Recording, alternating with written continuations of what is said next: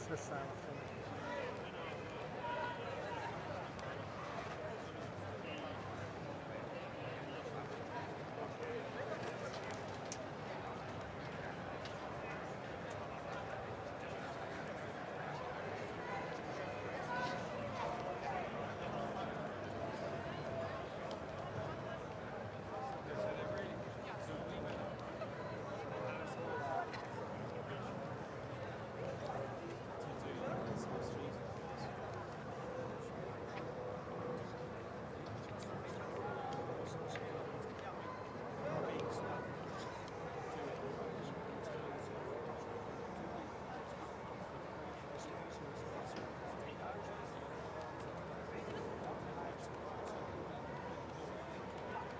From the World Athletics 2017 integrated output.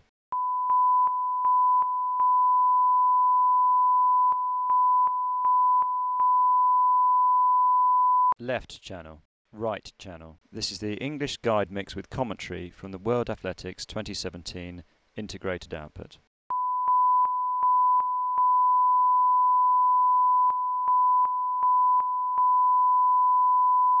Left channel, right channel. This is the English guide mix with commentary from the World Athletics 2017 integrated output.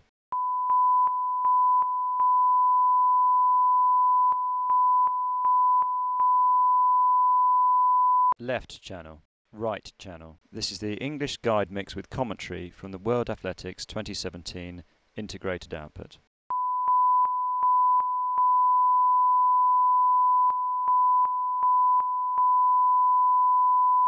Left channel, right channel. This is the English guide mix with commentary from the World Athletics 2017 integrated output.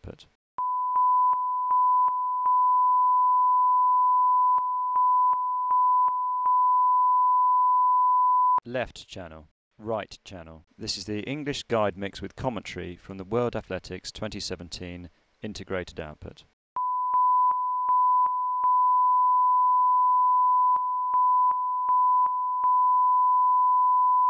Left channel, right channel. This is the English guide mix with commentary from the World Athletics 2017 integrated output.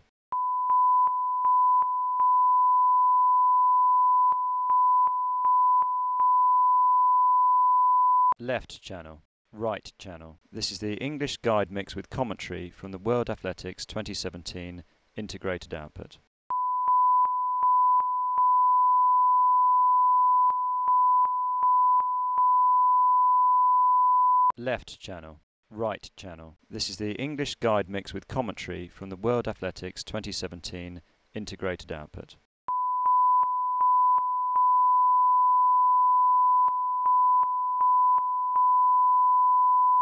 Left channel, right channel. This is the English guide mix with commentary from the World Athletics 2017 integrated output.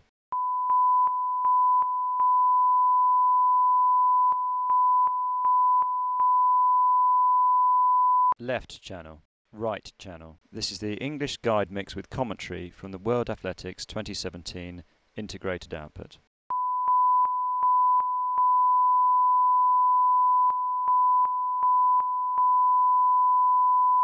Left channel, right channel. This is the English guide mix with commentary from the World Athletics 2017 integrated output.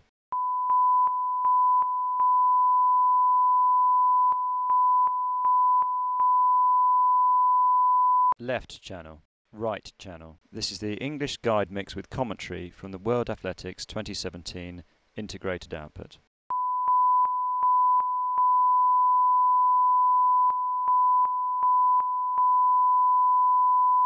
Left channel, right channel. This is the English guide mix with commentary from the World Athletics 2017 integrated output.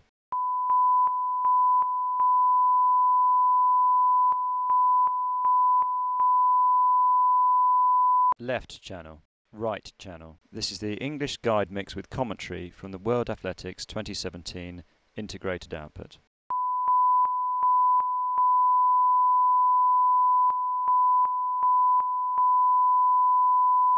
Left channel, right channel. This is the English guide mix with commentary from the World Athletics 2017 integrated output.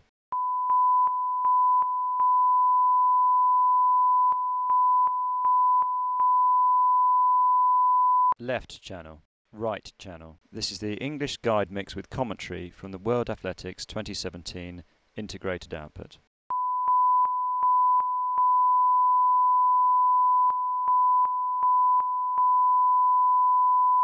Left channel. Right channel. This is the English guide mix with commentary from the World Athletics 2017 integrated output.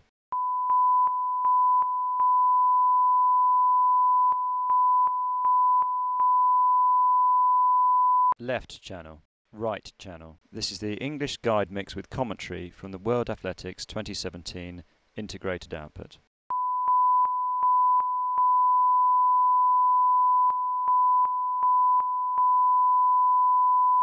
Left channel. Right channel. This is the English guide mix with commentary from the World Athletics 2017 integrated output.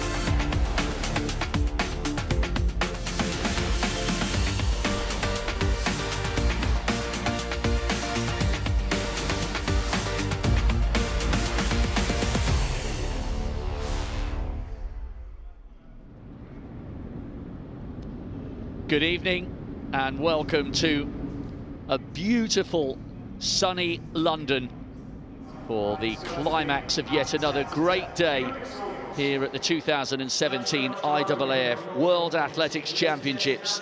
It's been absolutely brilliant so far, and we can promise you more of the same this evening. If you have been with us all the way through the championship, you'll be aware it was hammering with rain yesterday throughout the day and throughout our entire evening session. We are on air for around about 4 hours, and the climax of the night will come with the women's 400-metre hurdles final and then the men's 200 metres final, the first men's global 200 final without Usain Bolt since Athens in 2004. A big opportunity to step into some very big shoes. Beautiful conditions here, and we're reliably informed that will remain the case for the whole of the evening as we edge towards the climax of the championship. Hard to believe we are already on Thursday. So on this day 7, we've got a couple of heats of the women's 5, qualification for the men's javelin, 2 men in particular, well, getting to 90 metres almost for fun. Women's high jump qualifying, first round of the women's 8, Caster Semenya going for another global gold medal. Men's triple jump final, Taylor, can he tickle Jonathan Edwards' world record? Men's 15 first round, the first heat in particular is ridiculously loaded. The other pool of the javelin qualifying, and then the women's 200 metre semi-finals, before we then turn our attention to the 2 finals. The women's 400 metre hurdles, Hainova going for a hat-trick, and Dalila Mohammed hoping to produce another great gold medal after becoming Olympic champion 12 months ago. And then it's the men's 200, as I said. Van Niekerk going for the 4-2 double. Makwala's in there, and so too a couple of outsiders who might fancy they can get in the mix. So I'm Rob Walker, alongside me Steve Ovett and Catherine Merry, and as always I know they are as pumped up for tonight as I am. Always, Rob. What a wonderful World Championship so far, and what a difference 24 hours makes, as you say. 20 degrees, partly cloudy here in London after the absolute downpour last night, but it didn't dampen the enthusiasm of the sellout crowd. They enjoyed some wonderful world-class athletics. And there's the man you were talking about, headphones on, Christian Taylor, the men's triple jump final, 20 past 8 UK time, going for a hat-trick of triple jump titles. He won in 2011 and 2015. So the twice Olympic champion going for his 3rd gold. But there's Chris Bernard, the leading qualifier for the final. So a strong US representation when you add into the mix Will Clay, the world number 2 this year. He's crept inside the world top 10 all time, Will Clay has this season. But Bernard will be flying the US flag along with his teammates in that men's triple jump final.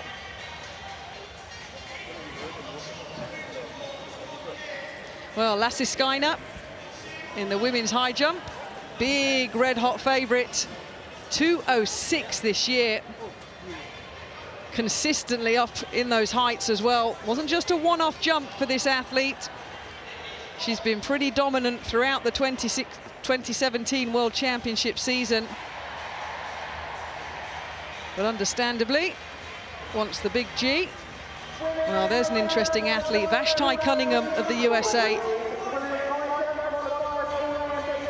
Sports in her family, world indoor champion last year in Portland in Oregon.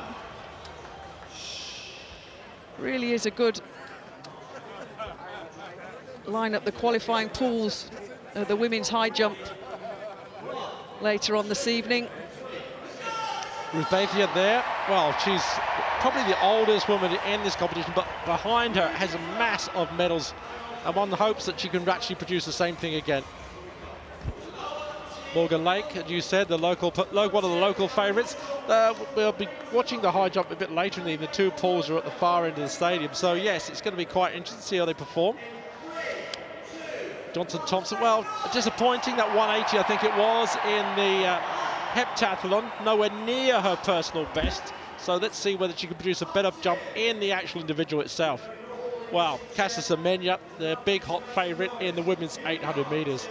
She ran reasonably well in the 1500 metres, come through very fast in an event which she's probably not used to, but in the 800 metres really quite dominant. Yeah, Semenya will be the favourite there. Got on the podium for the first time in the 1500, denying Great Britain's Laura Muir just on the line.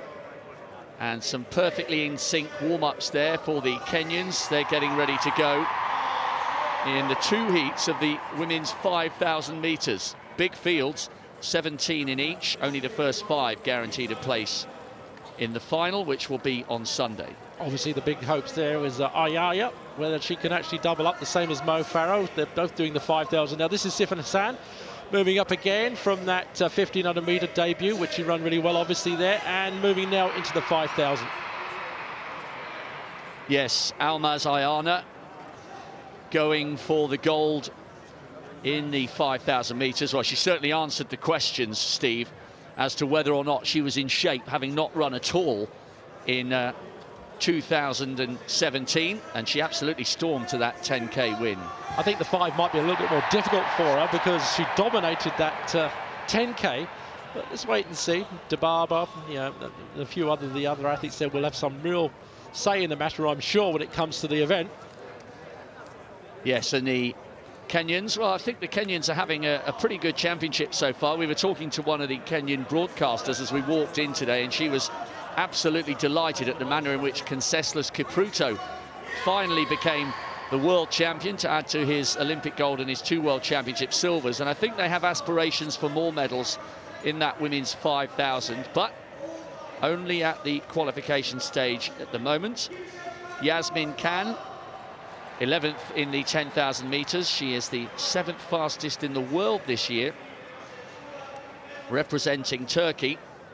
Turkey will be hoping to produce their first World Championship gold medal right at the end of the evening, with Guliev going for the gold in the 200 metres. And Laura Muir, Steve, would you say that actually her best chance for a medal was the 15? Yes, I think it was, but that's not to say that she hasn't got a chance in this 5. I mean, I think if it's a slow race, and someone like Laura is the one that you'd have to look at.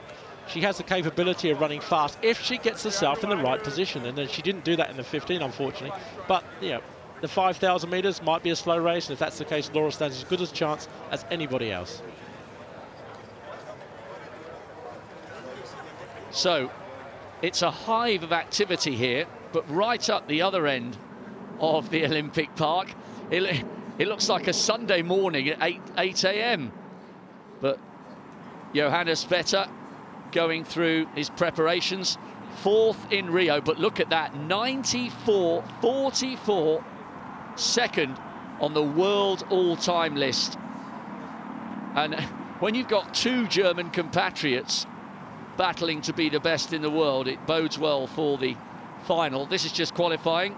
What a great character Julius Jaego is. He learned how to become a javelin thrower by watching clips on YouTube, and then sensationally became world champion in Beijing and followed it up with Olympic silver last year. He's a legendary character in Kenya, proving that that great, proud East African nation don't just win medals on the track. Not sure what sort of tunes he's got, but he's a big man with plenty of confidence. And what about Pitkamaki? He seems to have been around for an absolute eternity. World champion 10 years ago in Osaka, got a silver in Moscow and a bronze 2 years ago in Beijing.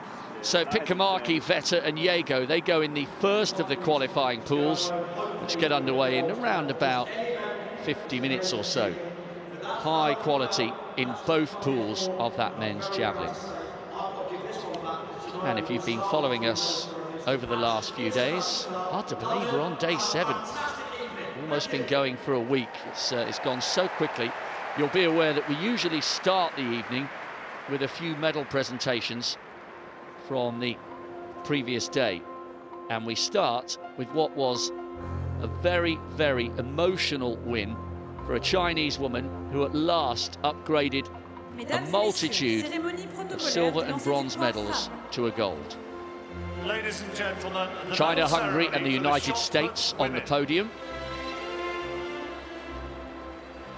Crowds have been absolutely superb so far here in London. There are a few people still making their way in from work. It's only 6:15 local time here.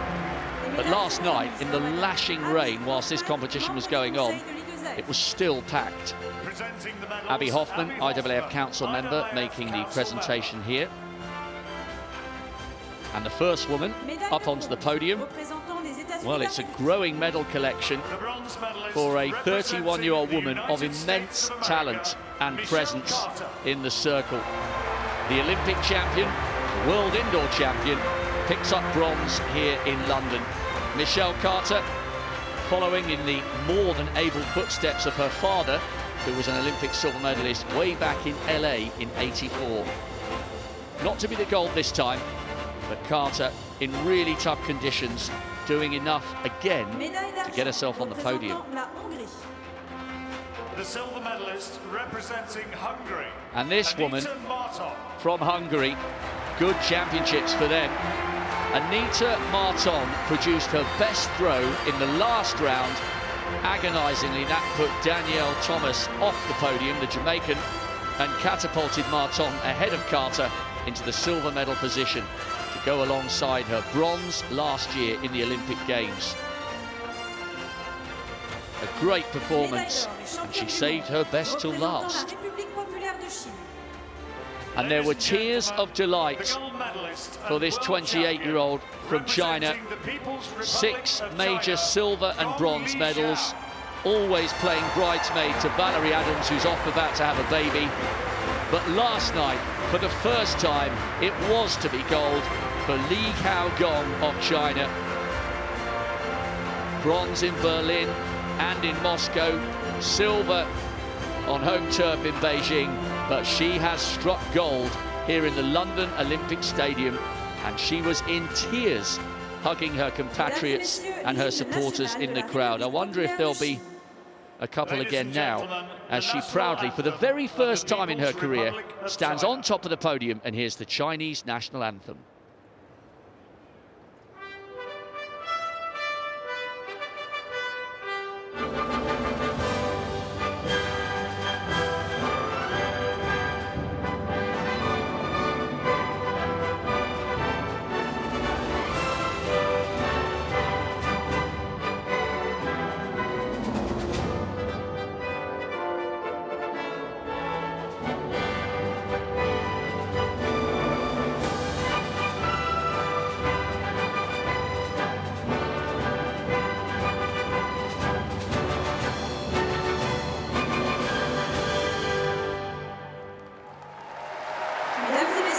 Tears do indeed roll down the cheeks.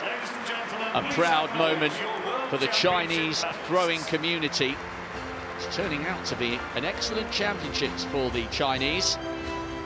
Gong taking the honours this time. We wish Valerie Adams all the best with her impending addition to the family. 2 months to go, I believe. She'll be back home watching, and I'm sure she won't begrudge her long-term rival this moment to shine in her absence.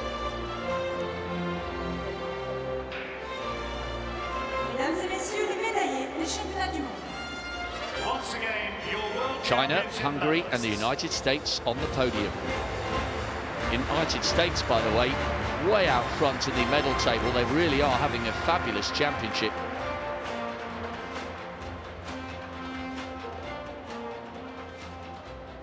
So we had other great finals last night. The penultimate race is the men's 400-metre hurdles. That will also be the penultimate race tonight, the 400 hurdles for the women. Keron Clement of America was going for what would have been an unprecedented hat-trick of world titles. His first 2 coming in his early 20s back in Osaka in '07 and then Berlin in 2009. But Clement, who finally became the Olympic champion at the 3rd time of asking last year, was not to have another golden moment. The gold was to go to Norway, and I'm not sure if that's the identical set of comedy horns or whether that's a different set, but the winner in the middle there was wearing a set of horns last night, and I gather, Catherine Merry, he is retaining ownership despite the donator wanting them back. Yeah, I spoke to Karistyne today, and he said a couple of guys who had had a few beers, a few bevies as we call it here in England, gave them for his lap of honour, and he wore them proudly in the press conference as well. And apparently Karistyne said they now want them back, but I asked him, are you going to give them back, yes or no? And he said no. Absolutely no chance. IAAF President Sebastian Coe will be making this presentation, and I'm sure he was as enthralled with that race as we all were. So he is, without doubt, one of the greats of this discipline. He's been around at the top for a decade or more, but this time it was to be bronze for Keiron Clement, tying up just a fraction in the closing stages. He was beginning to draw back that deficit. He's on the podium again though. This time it's a bronze. One of the fastest men in history. The silver medalist representing Turkey. And coming through in lane 8, a really good run for the man who now represents Turkey. Yasmani Capello, European champion, bronze last year in Rio, silver here in London. He's just turned 30 and he's arguably at the peak of his powers. A fabulous run for silver.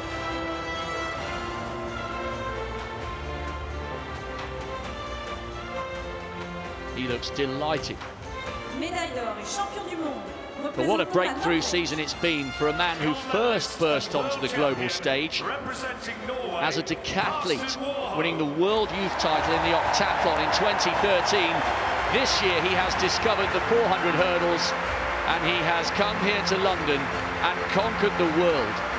With the boldest of starts, he got out hard, established a lead, and despite being closed in the last 100, he had the stamina and the composure to produce the race of his life. Norway's first track gold in 30 years. What a performance from Karsten Warholm, and he will savour hearing the Norwegian national anthem tonight in the Olympic Stadium.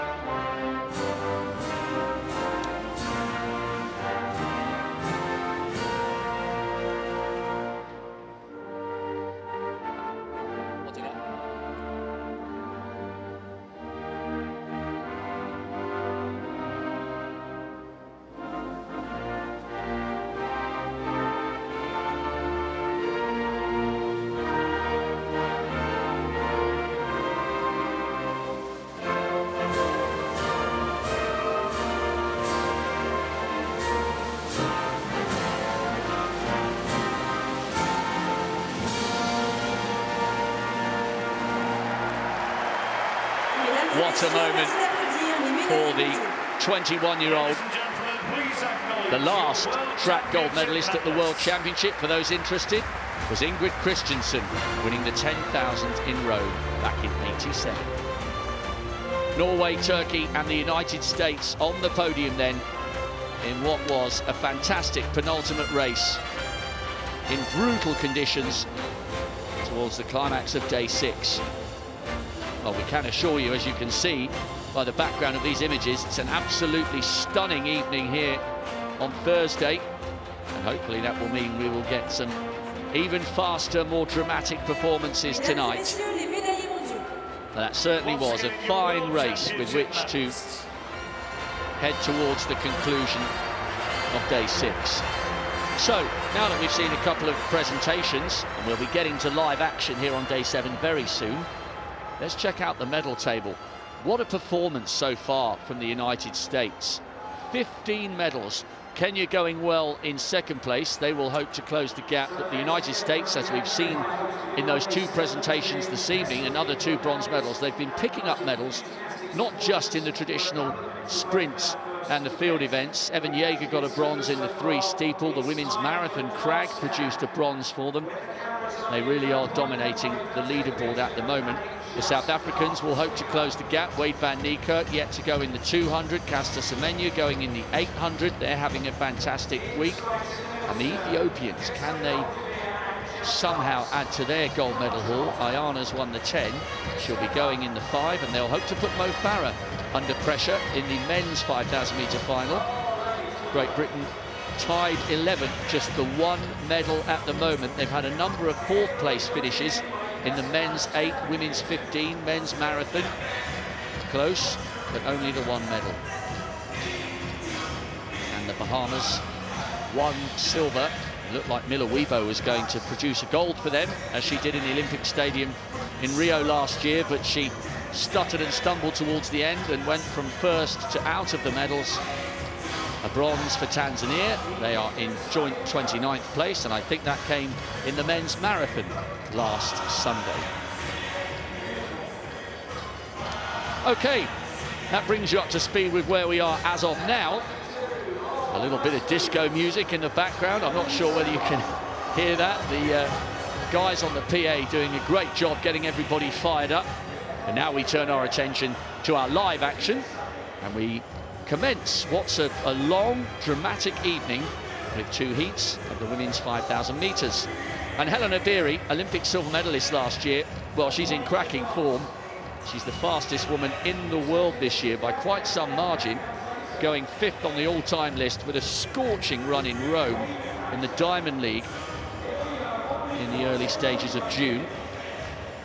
First 5 in each will advance to the final, which will help to bring our championship to an end on Sunday. Almaz Ayana answered the questions, Steve, in the 10,000 metres, because we haven't seen her compete anywhere all season. And what a win to back up her Olympic title over the 10,000. It's a fantastic demonstration of front running. In fact, she run that last 5,000 faster than some of these athletes who actually run an individual 5,000. That just gives you the understanding of how powerful this woman is if she has to run from the front. Interesting to see how she goes today. She's had that 10,000. Maybe she'll take it easier in the heats of the 5 before she actually maybe piles it on in the final. Very strong field, as we know, so we expect to see maybe some of the front runners getting up there and trying to get amongst the fastest losers. We'll have to wait and see, though. That was Teferi. She's a great athlete, World Cross and World Championship silver medalist over the 5,000 back in Beijing. So it's the women's 5,000 metre heats. 2 of them to determine the lineup for Sunday's final. Tiranish Dibaba, the world record holder, the championship record holder, Almaz Ayana, the defending champion, the reigning world and Olympic champion over 10,000. Confirmation, it's the first 5+5 into Sunday's big showdown. 17 in each heat, it's a big field. So there's the lineup. Helena Beery, well, she really has been performing at the top of her game this year. Yasmin Khan, Laura Muir, and there's Ayana down the bottom, the defending champion. Only 5, remember. Teferi got a silver back in Beijing and ran really well. There was one non-starter there, it was Lati, who didn't manage to finish the 10,000 metres earlier this week, so perhaps that explains why the Swede isn't here. Shannon Robury got a bronze over the 1,500 way back in Berlin. 4th in the Olympics twice. How unlucky is that in London and in Rio. Kiprotich of Kenya. Lozano, European team champion. Teferi's a really good athlete. As I said, got the silver a couple of years ago. Eloise Wellings of Australia, and the defending champion. The double gold medalist on the global stage over 10,000 metres. Can she defend this title? She followed up gold in Beijing with bronze last year in Rio. Laura Muir, desperately unlucky in the 1,500. 4th for her, did all she could. This is a second chance at a distance where she's not quite as experienced. Yasmin Khan, 7th fastest in the world this year, just outside the top 10 in the 10,000 metres here. Krumins is a good athlete. Rabitu, World Junior bronze medalist a couple of years ago. Ray of Germany just giving a big smile. And Helena Beery, African record holder, 5th fastest of all time with that 14:18 in Rome. Former world indoor champion over the 3,000. She really is class. Merceline Chilangat there of Uganda. Good run at the World Cross on home territory in Kampala, finishing 12th there. Just missed a medal at the World Juniors last year. So plenty to chat about. 12.5 laps. This is the first of the 2 heats in the women's 5,000 metres. So they're underway, and we do have enough in this heat to warrant 2 different start positions, and they will come to the end of the cone section very soon, and they will all merge into one giant pack. 17's well, it's 16 because Lati pulled out. 16's a fairly big field, but we had 21 in each of the 2 male heats over the 5,000. And if you were watching yesterday, in those really soggy conditions, we had a couple of casualties falling. Paul Chalimo, the Olympic silver medalist from last year, he fell and nearly took Great Britain's Andrew Butchart with him. So we do need to watch here in the early stages, Steve Ovett, just to see if any heels get clipped as they run very slowly, pretty much all together in a big group. Yeah, well, it's not as bad as it was yesterday. Yesterday was torrential rain and terrible conditions for everybody, not just the runners. We saw some shot putters having problems, we saw hammer throwers having problems, but here today, Camille Buscombe, just of New Zealand, taking them through at a relaxed pace. It's not fast, but they're spreading out a little bit. But I think she obviously realises the only way that she's going to get through with the likes of Ayana, Oburi and this and Chilangat is to push it on as best she can and maybe get through one of those all-important fastest qualifiers. She really is, I suppose, a reasonable rhythm. It's exceptionally fast, but she's doing a good job out there in front of the New Zealander. Yeah, 73 seconds for that first lap with Ayuko Suzuki, who was 10th in the 10,000 metres. She's in 2nd place, and how often do we see Japanese athletes leading the early stages of a 5 or 10? It seems to be ingrained in their racing DNA. They like to get out hard early on and set the tone. So they're on course for about, what, 15-10, 15-15 at the moment, which is within the comfort zone of all these athletes. But we need to remember, Steve, as will become apparent in the second of the heats, those 5 fastest loser spots. So there's a big opportunity, and this is good to see from the New Zealander. As you said, Steve, clearly feels as though with the quality in this field that maybe a top 5 finish is beyond her, but she's giving herself every opportunity with an honest and fair pace early on here. Yeah, I think, look, before the race, obviously most athletes sit down with their coach and have a good look at who's in the field, and I think if you go through the field you think, well, maybe I'm not going to be in the top 5, you know, even if I run exceptionally well, my times don't indicate that. So they may be thinking, well, look, this is the way we should do it. Let's just try and get a decent run out of it, and if we do that we might make the final. If you make a final at the World Championships, that's a big deal. That's really what you aim for as an athlete. So good on. Buscombe's doing as best she can, working out in front there, and as long as she keeps going, it's important. There's Helena Beery. Great season. She's won 10 out of her 12 races so far this year. Shanghai, the African record in Rome. She's won in London and in Monaco. And there's Great Britain's Laura Muir, with Kiprotich 3rd in the Kenyan trials, just on her shoulder. Muir just in the middle of the pack. I'd be fairly comfortable if I was Laura Muir, because I mean she's got the basic 1500-metre speed. They're not going fast enough to do any damage to her in terms of her endurance, so she's capable of coming very fast at the end of this race. So I'm pretty comfortable. I'm pretty sure that Laura's going to be okay getting through to the final. It's in the final, I think, when the pace might be really, really hard, that she might find herself in difficulty. She's coming through now, getting herself clear of the rest of the field, moving through quite nicely to the bunch of about 4 at the front there. I guess one of the interesting things from this heat, Steve, will be watching, well, insofar as we can ever get a clue, because presumably Almaz Ayana would be running well within herself, assuming she's feeling okay, to get to the final. Last year in Rio, she definitely drew more from the well in the 10,000 than perhaps she'd intended to. I mean, yes, it was a great world record, but she ran out of steam badly in the 5,000 metre final. And there she is, just on the left of picture. So a great win in the 10, but in terms of her ability to double up, maybe the fact that that's been her only race of the year we might see slightly less of a sting in her sprint in the final of the 5, assuming she gets there. Yeah, well, I mean, it's a big ask. I mean, she destroyed everybody in that 10,000 metres. You know, Dibaba was, what, almost half a lap behind. But Dibaba obviously was racing for the silver. I don't think she was going to challenge Ayana. So Ayana, I think, if she's got a weakness, it's not her speed. She's an endurance athlete. She goes off and she hammers. So her difficulty, I think, today is being very careful in this race. She might want to go with about 3 laps to go, not to try and let it develop into a sprint, which is her Achilles heel, really. So the New Zealander, Buscombe, 30th in the 10,000. She just exchanges the lead with Suzuki. New Zealander now in 2nd place, Iberian 3rd. Yasmin Khan running well there, up on the shoulder of Shannon Robury. Robury's a wily campaigner, a little bit like Jenny Simpson, who did so brilliantly to get a medal in the 15. Robury is also a World Championship 1500 metre medalist, picking up the bronze back in Berlin, as we look at Laura Muir, who's just running a fraction, well, pretty much level with Almaz Ayana. But Robury's a good athlete, and the Americans are showing great strength in depth across a variety of distances at this championship, so she can't be discounted if it's a tactical final.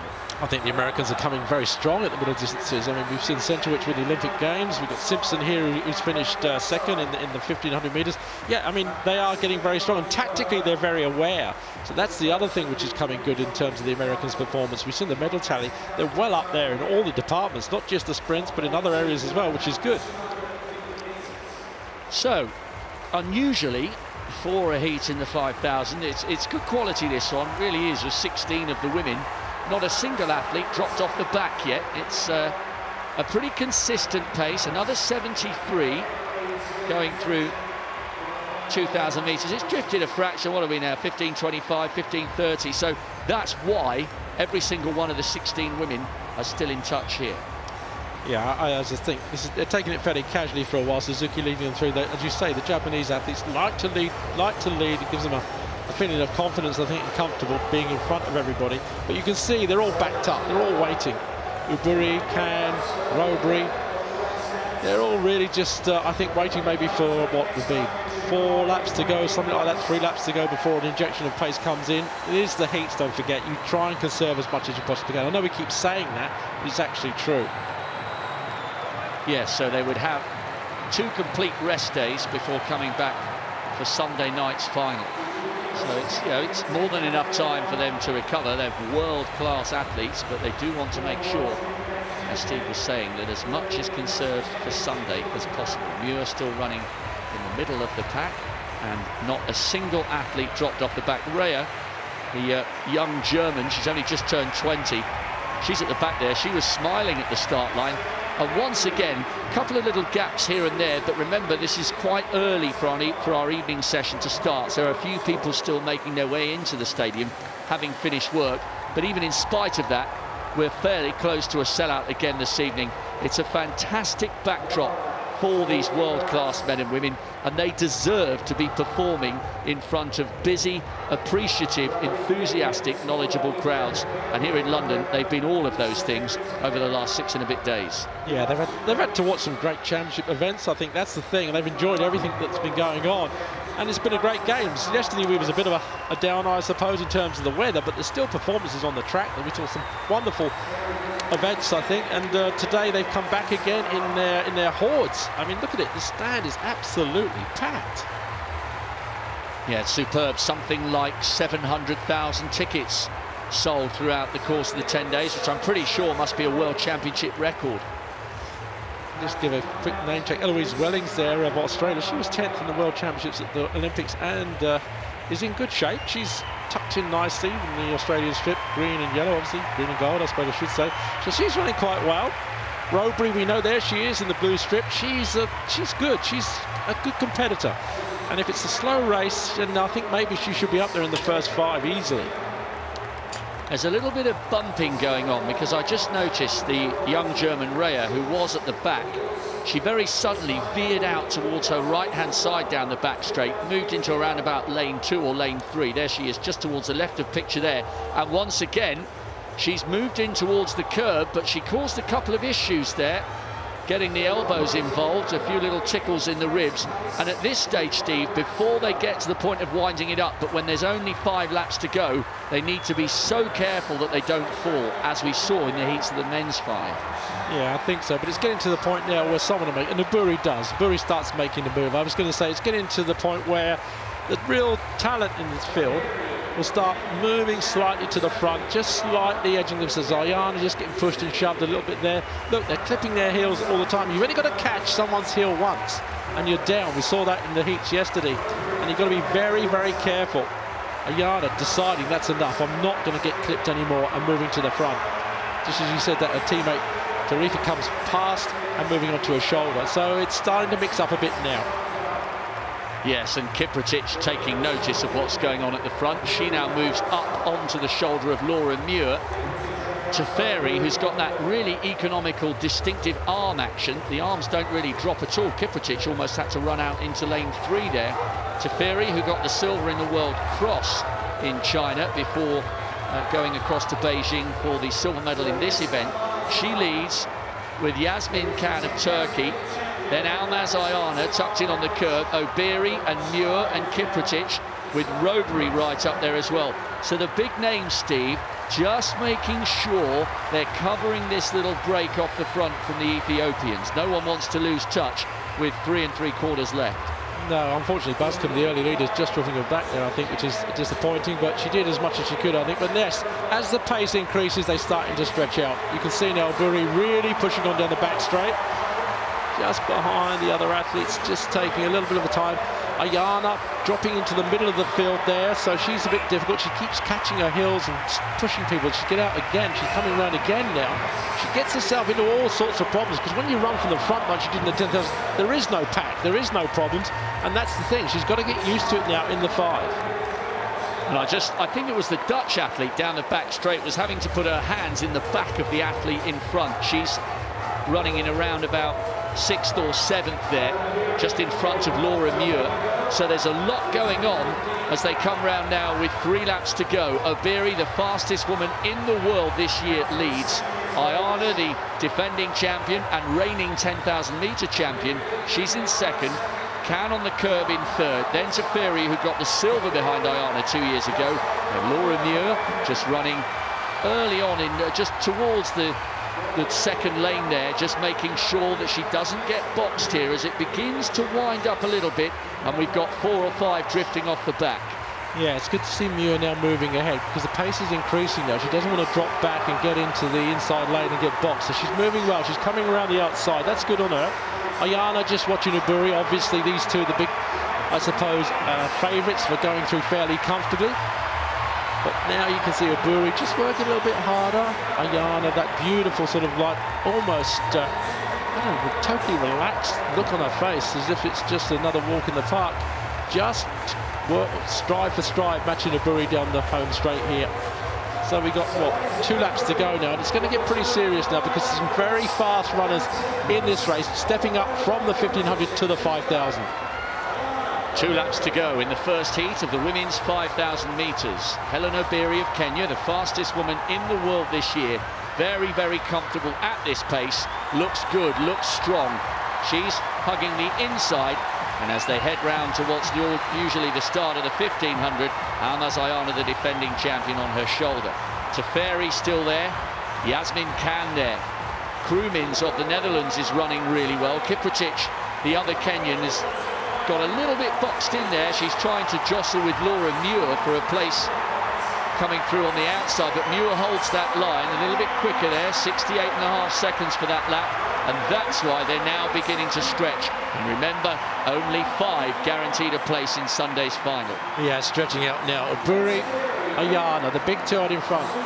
Just behind, you can see Teferi and Susan Kookens, who used to train back in Melbourne some 2 or 3 years ago, running obviously for the Netherlands. Very strong runner too, so she's coming through into 3rd now.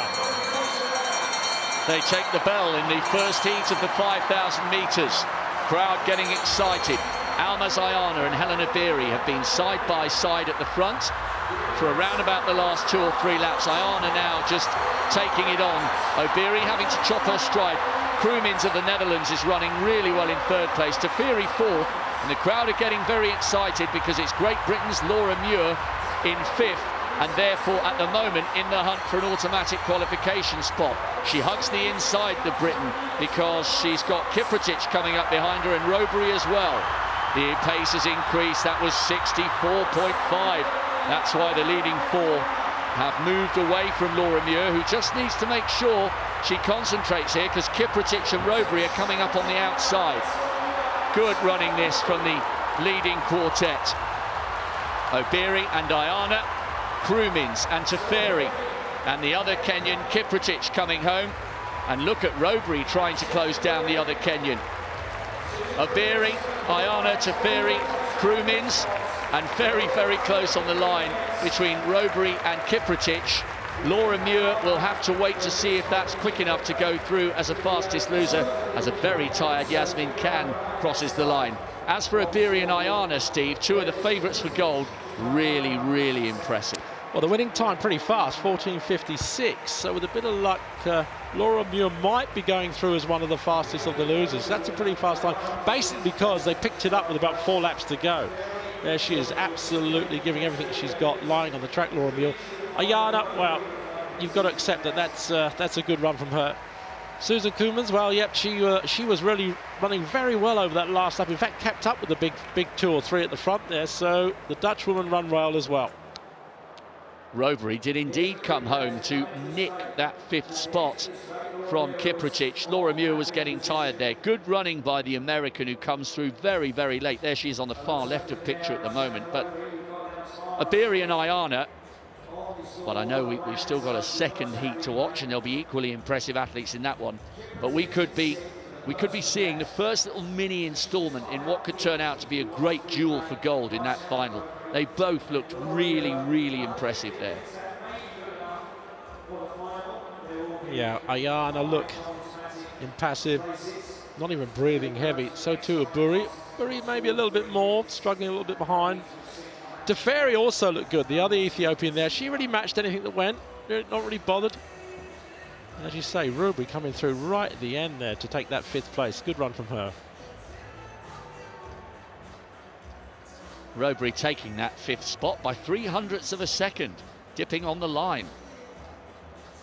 Well, I guess we'll find out on Sunday how much that incredible 10,000 metres has taken out of the legs of Almaz Ayana.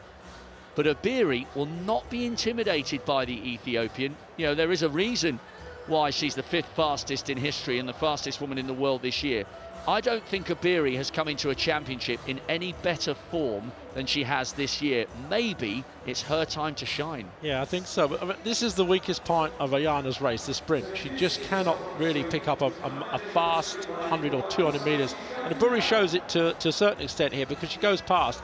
And Ayana tries to keep with her, but Obiri just lengthens the stride a little bit and pulls away. Ayana in the final has got to take it out way before they get to 4 or 5 laps and really hurt everybody, because that's the only way she's going to take on someone like Obiri. Obiri, world indoor champion back in 2012 in Istanbul over the 3,000 metres. I must be getting old. I can't believe that was 5 years ago. I remember being in Istanbul. Anyway, that shows you just how long Helen Obiri has been around at the top, performing at a high level. Ayana second. Laura Muir and Kiprotich have got a good chance in 6th and 7th. They both broke 15 minutes. So this second heat that will get underway fairly shortly will have to be pretty tasty for all 5 of the fastest losers to come from that second heat. Here's a confirmation then. Obiri, Ayana, Teferi, Krumins and Robury by 3/100ths, denying Kiprotich. But the Kenyan and the Briton, both inside 15 minutes, they will stand a good chance of going through as fastest losers.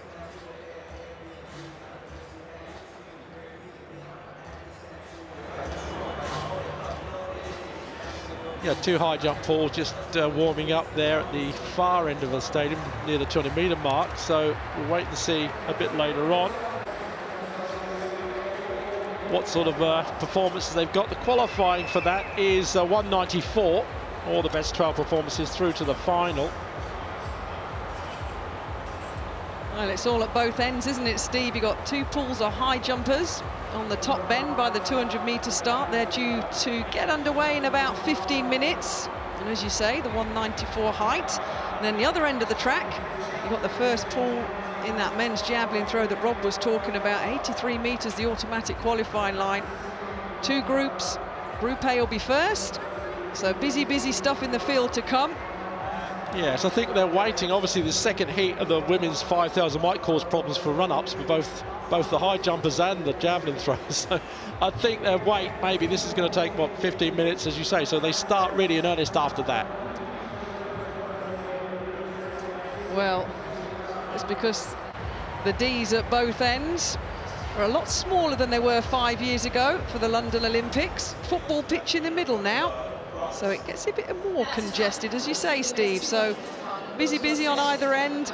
And very shortly, the next heat in that women's 5,000 metres. This is where the officials, the wonderful officials, will earn their money, though, Rob, won't they? Because they've got to stop the big guys at one end doing their practice and then the high jumpers at the other. Yes, they'll be keen to make sure there's no accidents as the athletes pour round for their 12.5 laps. As we look at Sifan Hassan, Steve, who hit the front with 6:50 to go in that 1500, and she really had a go. I know she'll obviously be disappointed that she didn't get a medal, but she turned that race on its head with that burst from the back to the front and very nearly ended up on the podium. Yeah, she did. She tried as best she could. She gave it a shot. She finished 5th in the end. But, you know, you've got to try it. That's the way I look at it. OK, you know, you don't make a medal, but she's now got the bigger chance maybe in the 5. She's capable of running fast, and she's very strong as well. So those two complement each other in a particular distance like the 5,000. World champion indoors at the 1500. But looking at some of the other athletes taking part here, this is Giddy of Ethiopia, twice world junior cross-country champion. And Steve, sorry to interrupt, news here. I had a funny feeling this might happen after she finished 12th in the 1500. Genzebe Dibaba does not take her place in the starting lineup. The second fastest woman in the world this year, the 4th fastest athlete in history. Something went wrong for Dibaba here in London. She only qualified for the 1500 final as a fastest loser, looked out of sorts and finished 12th, and she's not here on the start line for this second heat of the 5. Well, that's a shame, it really is, because obviously you say she's one of the big favourites, but you know, what can you say? Maybe one of these problems. There's Margaret Kimkemboy, the African champion at the 5,000. Personal best of 43.98. So yeah, they're obviously, well, it'll be a disappointment for us, but for these women, I suppose, lining up, having one of the bigger favourites dropping out is not a bad thing, I suppose. But we'll have to wait and see. That first 5,000 for me, though, was the strongest. So they've run really fast. Now, looking at the scoreboard, these women know what they've got to do. Whether they're capable of doing anything that's going to be anywhere near that is another thing, but we'll have to wait and see. Well, sorry, Steve. I was going to say, that is a real shame. It is. We've lost Dibaba. It is going to still be a world-class final when they get there. And just quickly looking down the season's bests, bearing in mind that 2 women in that first heat who didn't qualify automatically ran inside 15 minutes. Only 1, 2, 3 of the women lining up have gone inside 15 minutes this season. So that shows you that Kiprotich and Laura Muir of Great Britain have a very good chance of going through, because you know, it would really take something for 10 women here to run inside 15 minutes. Totally agree with you. Yep. There's Eilish McCoglan. Her mother, actually, obviously, Liz McCoglan, I know very well, won this event back in 1991. And here's her daughter now running it. Just shows you how old we're getting, really, doesn't it, dear? So she's in lane 1. Probably one of the athletes, I suppose, that we hope will do well for Great Britain. She's in with a chance. Olympic finalist at the 5,000 metres. So, yeah. All eyes now, I suppose, with the Dibaba not being in this race on Hassan. So 16 athletes instead of the 17 lining up now.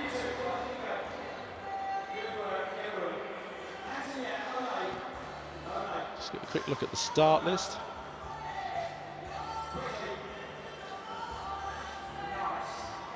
Beautiful day here. Perfect, really, running conditions. There's Gizahedne running now for Burundi. There's the DNS for Dibaba. Stephanie Toole of Great Britain also running for them, as well as Eilish McCoglan. So those two, obviously, in this heat will be the big favourites for the crowd. Kemboi of Kenya we've got to look out for, obviously. Then Hassan, so, yep, they're all names are there. Here's Hassan, world indoor champion, 5th at the 1500 metres we said before. She did run well. She probably didn't run as well as she would like, obviously, because she finished 5th, but she has the ability to run really well. O'Connell there, Canada. Groval, Norway. And just a quick look at one of the Kenyans. I think here is Margaret Kemboi, as I said, the African champion. Second in their trials at the 5,000 metres. Well, that means a lot, really, because anybody that runs well at their trials at altitude is in great shape, aren't they, really? Going through the field. Let's see of Australia going through now to Stephanie Toole. Yeah, she is obviously one of the big favourites for the locals. UK champion, Commonwealth bronze at the 1500 metres. So another one with speed. So yeah, this could be an interesting race. Maybe not the strength and depth of Ayana in terms of the speed endurance, but there are some fast women in this race. There it is, Eilish McCoglin. Well, a mum must be in the stands, I'm sure, watching it. What a wonderful team performance, I suppose, from Team McCoglin to produce another great athlete. So the second heat, or semi-final, we'll even call it, of the women's 5,000 metres. 5 through by right, and then the 5 fastest to the final on Sunday. As again, the double break, because there's so many in this field. Looks like the sand on the outside there will come across. Just to see what sort of rhythm it is. It's difficult to judge when you do the double break, to decide who's going to just take it up and keep the speed going. The sand just moving to the head. Not really pushing it on, though. She's probably taking it a little bit easy. Huddle coming through there. As we said previously, though, it's not going to be, I don't think, fast always right from the gun in a heat. They're going to take it fairly easy to start with. And as we saw in the previous 5,000 metres, it's a long way to really draw a lot of strength out of your legs. They're just going to take it easy, I think, for a while. And then over the second half, or maybe even less than that, they'll start deciding who the 5 are going to be to go through to the final. Hassan very comfortable there on the curb. And Molly Huddle right up there. Just missed a medal 2 years ago, agonisingly in the 10,000. Started celebrating, and Infeld, her compatriot, came through on her inside and literally snatched the bronze away from her with the last 2 steps over the 10,000 metres. And interestingly, Steve, it's about 2.5 seconds slower for that opening lap than the first heat. Long way to go, of course, but those who don't feel they've got a fast enough finish to get in the top 5 need to get a move on here, because it's already slower than the first heat. Yeah, well, Molly Huddle's just looking over her shoulder there. I mean, she was 8th in the 10,000, so she's got the 10,000 still in her legs. So she's moving over, hoping that someone's going to take it up, but no takers at the moment. And that's surprising. I'd have thought that someone would have wanted to move it a little bit faster. Not suicidal, just enough to make this an honest race. She's hoping that Nabashima of Japan will try and help. Remember, we had Suzuki helping with the early pace in the first heat, and her compatriot second in the Japanese championships, her lifetime best 15:19. So she'll already be working, you know, relatively close towards her optimum effort. Grovedal in 3rd for Norway, and I wonder how much the Norwegian team have been buoyed by Warholm's heroics in the 400-metre hurdles, producing Norway's first World Championship track gold for 30 years. She's in 3rd and Steph Twell in 4th. Hassan quite happy to let the leading 4 get on with it. She's on the curve in 5th, Steve, looking very comfortable. Yeah, exactly. She's doing all she has to do, really, which is, for a heat, the most important thing. Just looking at the Grovedal, though, in 3rd, the Norwegian. She's a European 10,000 metre champion. Maybe she's just waiting if the pace slips to get to the front and pushing on her. There she is, just pushing it on a little bit. She has strength. There's a lot of 10,000 metre runners in this, as opposed to the 1,500 metres dropping up. I would have thought these 10,000 metre runners would have thought, right, let's make this hard right from the word go. But they do seem to slip back to the safer approach of waiting till the end. Well, Molly Huddle has really decided enough is enough. She's not necessarily someone who can burn up opponents on the last 200 or 300 metres, so she clearly thinks that by turning this into an honest pace, that will give her the best possible opportunity of getting into the final. But it's 2 seconds slower than the first heat through the first K, and that 2 seconds came on the very first lap.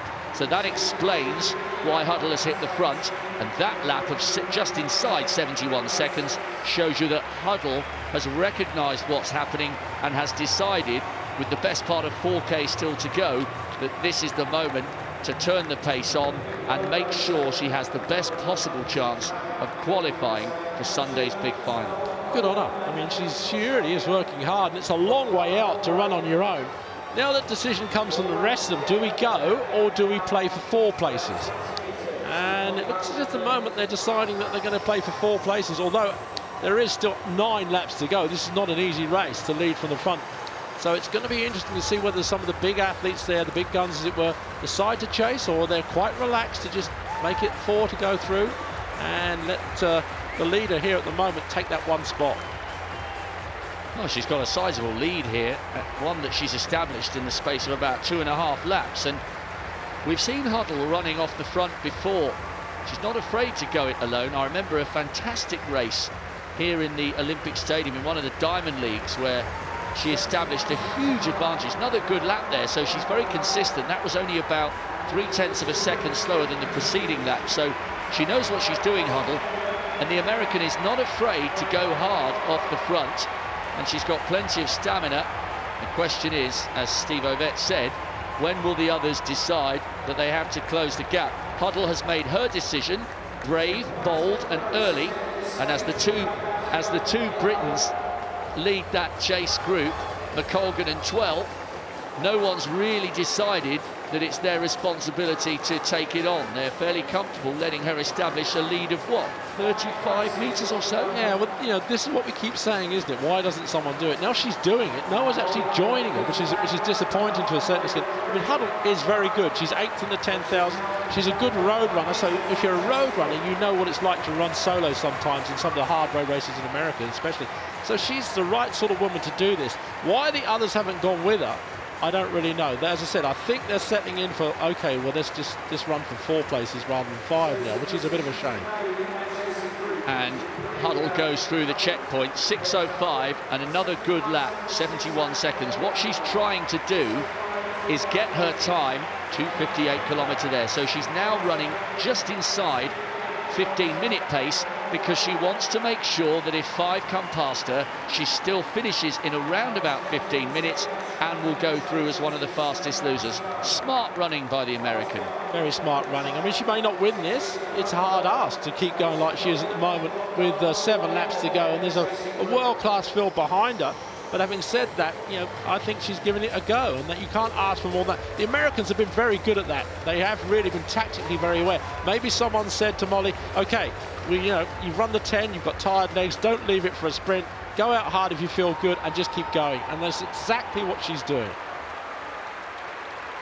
One athlete we haven't mentioned as we watch Molly Huddle going really well down the back straight once again, just in that lead group. Really impressive teenager from Ethiopia, yet another great performer there as we watch Eilish McColgan leading that chase group from Grovedal. Letesenbet Gide, there she is with the 3 on her thigh. That lap a little bit slower from Molly, so that was 72, about a second and a bit slower than her preceding lap.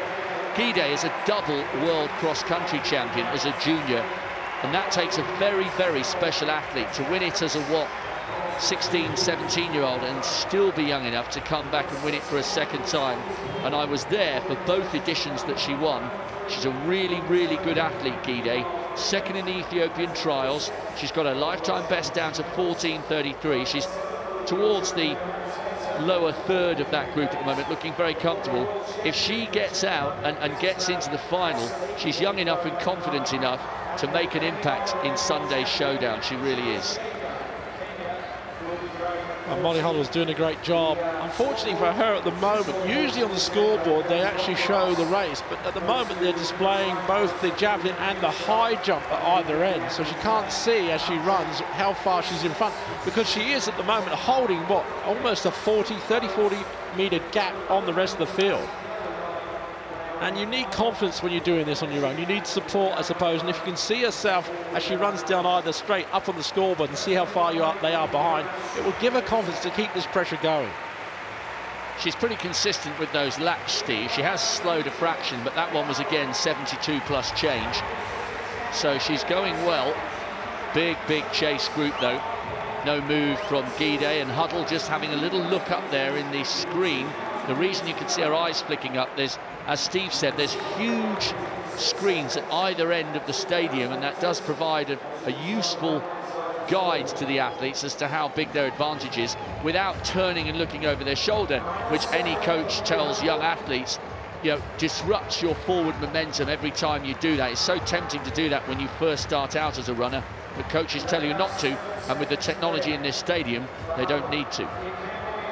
Kip Kemboy now starting to move into second place, the African Games champion, and second in their trials. She's moving ahead, maybe picking up a little bit now because they're starting to spread out into Indian file. Just behind her, Grovedale, then it's McCoglin.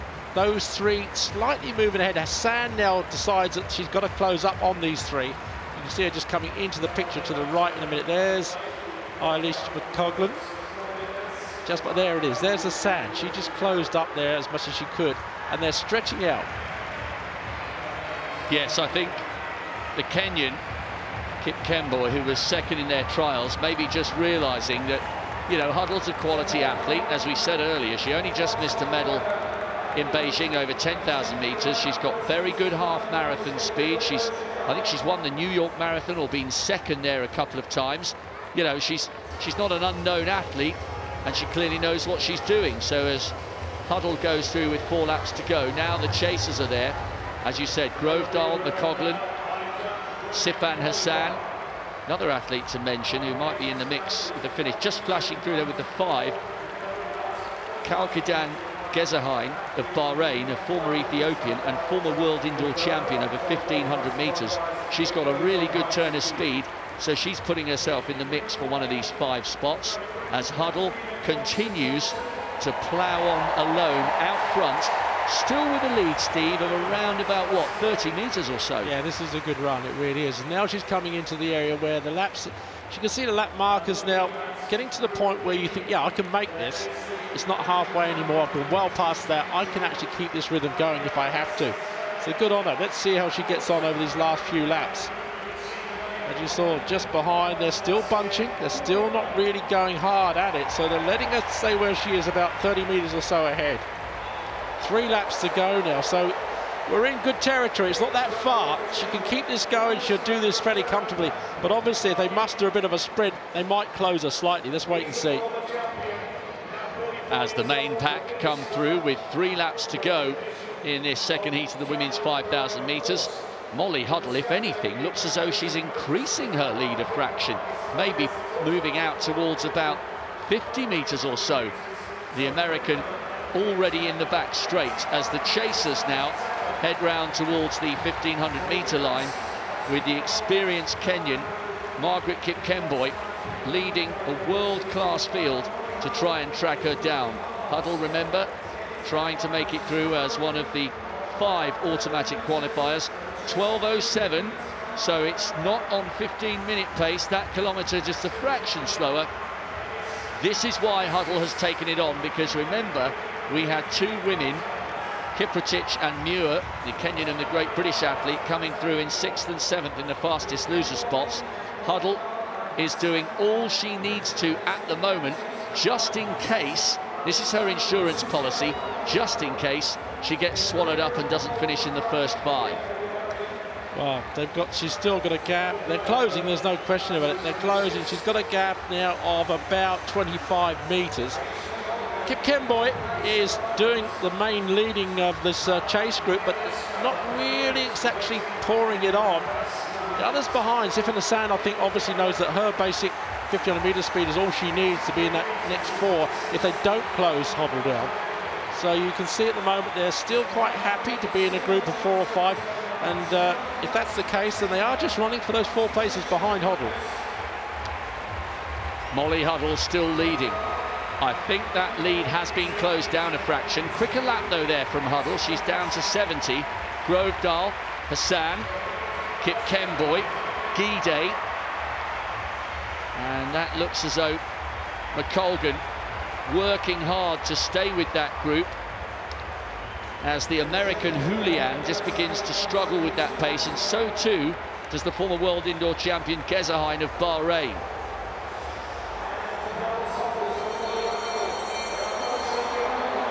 So a lap to go. What a run from Molly Hoddle. She surely must be buoyed by that bout. She almost has run this race from gun to tape, the American, just to get into the final. 8th in the 10,000 metres. What more could you ask? She's run a really heroic race here. They are chasing down. Hassan is piling it on now in front. And at the moment, they're closing the gap. But even if they close the gap, let's hope that Hoddle gets through. But she's lengthening her stride over the back there. And I think, Robert, she keeps this going, it could be a great performance. Although they're closing, one hopes that this sort of courage that she's shown will give her the victory in this heat. But look at the way they're sprinting now. 68.7 there for Molly Huddle. She wants to make sure she finishes as fast as possible. At last, the long-term leader has been closed down. She'll keep going. Hassan and Guide, Grovedal grimacing and trying to work. Huddle has now been passed. So it's Guide, this really impressive youngster. Hassan in second. Eilish McColgan trying to come through for an automatic spot. Oh my goodness me, a blanket finish there. And Huddle just coming across the line there at 15:03.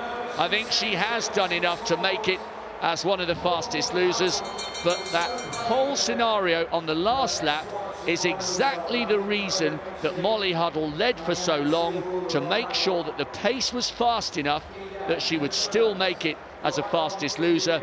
And despite the fact that we're still waiting for the official confirmation, Huddle will be in that final, so that front running has been rewarded with a place in Sunday's final. And what about that, Steve, from the Ethiopian, timing it to perfection there at the end? Well, it's just a matter, though, of getting through comfortably. And I would say Hassan, out of all of that, looked really comfortable. Guide, yeah, well, she wanted the win, I suppose, and she sprinted towards the end. But having said that, Sifan Hassan, I suppose you can say, was the one that looked more comfortable. Houlihan there of the United States, she ran really well again. The other American to come through for a place. They're running so well, the Americans, they're going to be pleased with it. And the crowd, I think, are going to be, yes, they're going to be excited, because Eilish McColgan got 4th place, making it through to the final. McColgan and Julian, who just pipped her to the line by 100th of a second, both producing lifetime bests. In fact, there were 3 of them who crossed. Julian, McColgan and Kipkemboy separated by 2 100ths of a second. Then came Grovedal with a season's best. And then Molly Huddle with 15:03. She will make it through. In fact, there are 4 athletes who finished in the top 10 there who got lifetime bests. Let's try and clear this up for you. Huddle had been spat out the back, but she did really well to qualify. This is Julian coming on the near side. McColgan has the sort of long flowing blonde hair. Kipkemboy on the inside, and she just out-tips Grovedal. Grovedal missed out on an automatic spot by 5 100ths, but she will be in the final. That was the moment Huddle realised she was passed, but she had done enough work to make sure she would make it into the race on Sunday. Great run from Huddle. I mean, yes, the others come past her, but what a race to get there. She worked so hard to make that final. She deserves her place in that final. Guide, the double world junior cross-country champion, is sending a little message to Helena Beery and Almaz Ayana that even though she's young and very inexperienced for this stage, is not overawed by the context or the opposition. Good running from Hassan. Both those women will hope to be in the mix for the medals on Sunday. Intriguing couple of heats there in the 5.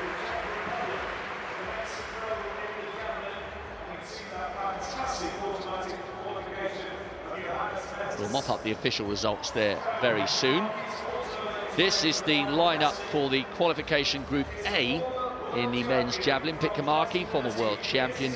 Veta, second best thrower in history with 94.5 meters. Julius Jago, defending world champion, Olympic silver medalist.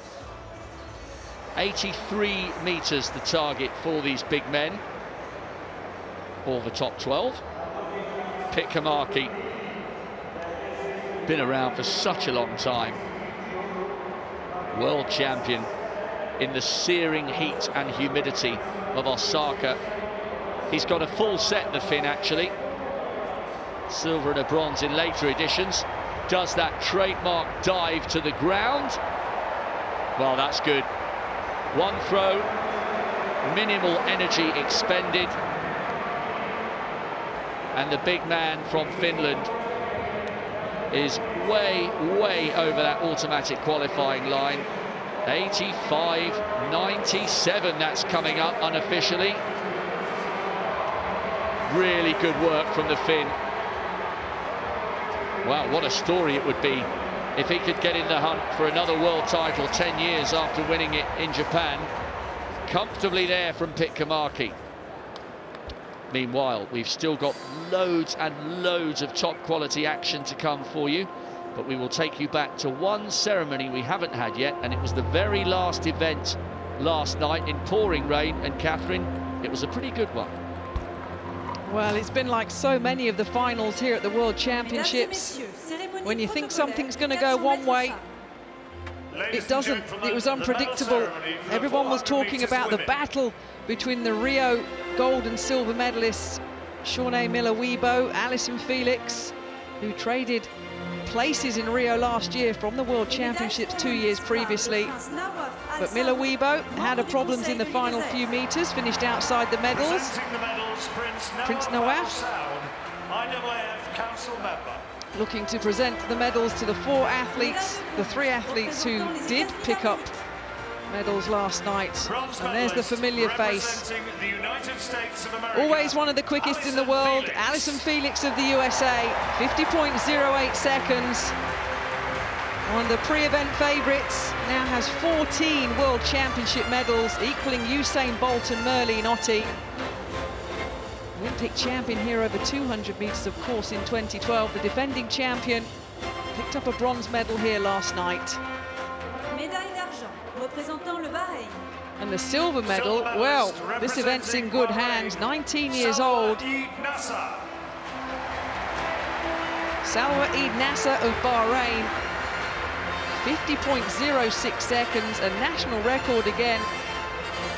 She seems to be lowering the national record every time she races. She ran a beautiful race, former world youth champion, semi-finalist in Rio last year, now a World Championship silver medalist. The second medal for Bahrain here.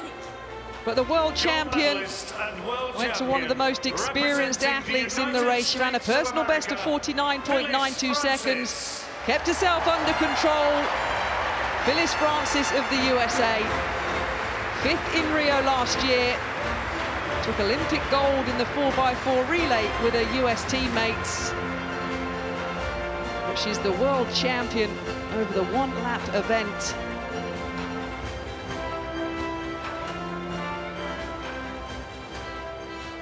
The race of her life when it matters. Another medal the national anthem for the of USA. The United States of America.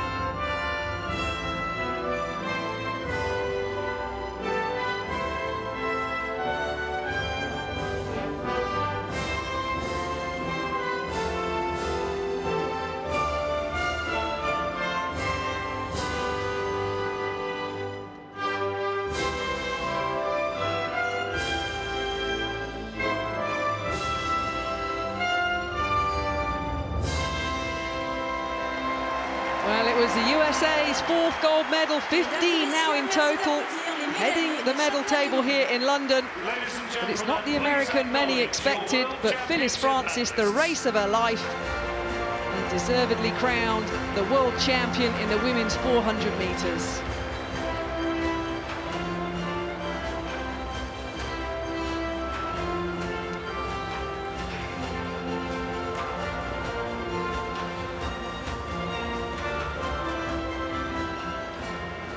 So Johannes Vetter hoping to join Tero Pitkämäki as an automatic qualifier into Saturday's final. Just missed a medal last year in Rio, but he launched the javelin out to 94.44 earlier this year. A superb performer at his best. Very athletic dive there. Oh, it's big. It's absolutely massive. That's over 90 metres. Oh my goodness me. The German's on fire. Well, there have only been 2 throws over 90 metres this year. Vetter's 94.44 and Roller, way back in Doha, his compatriot 93.90. Wow. 91.20.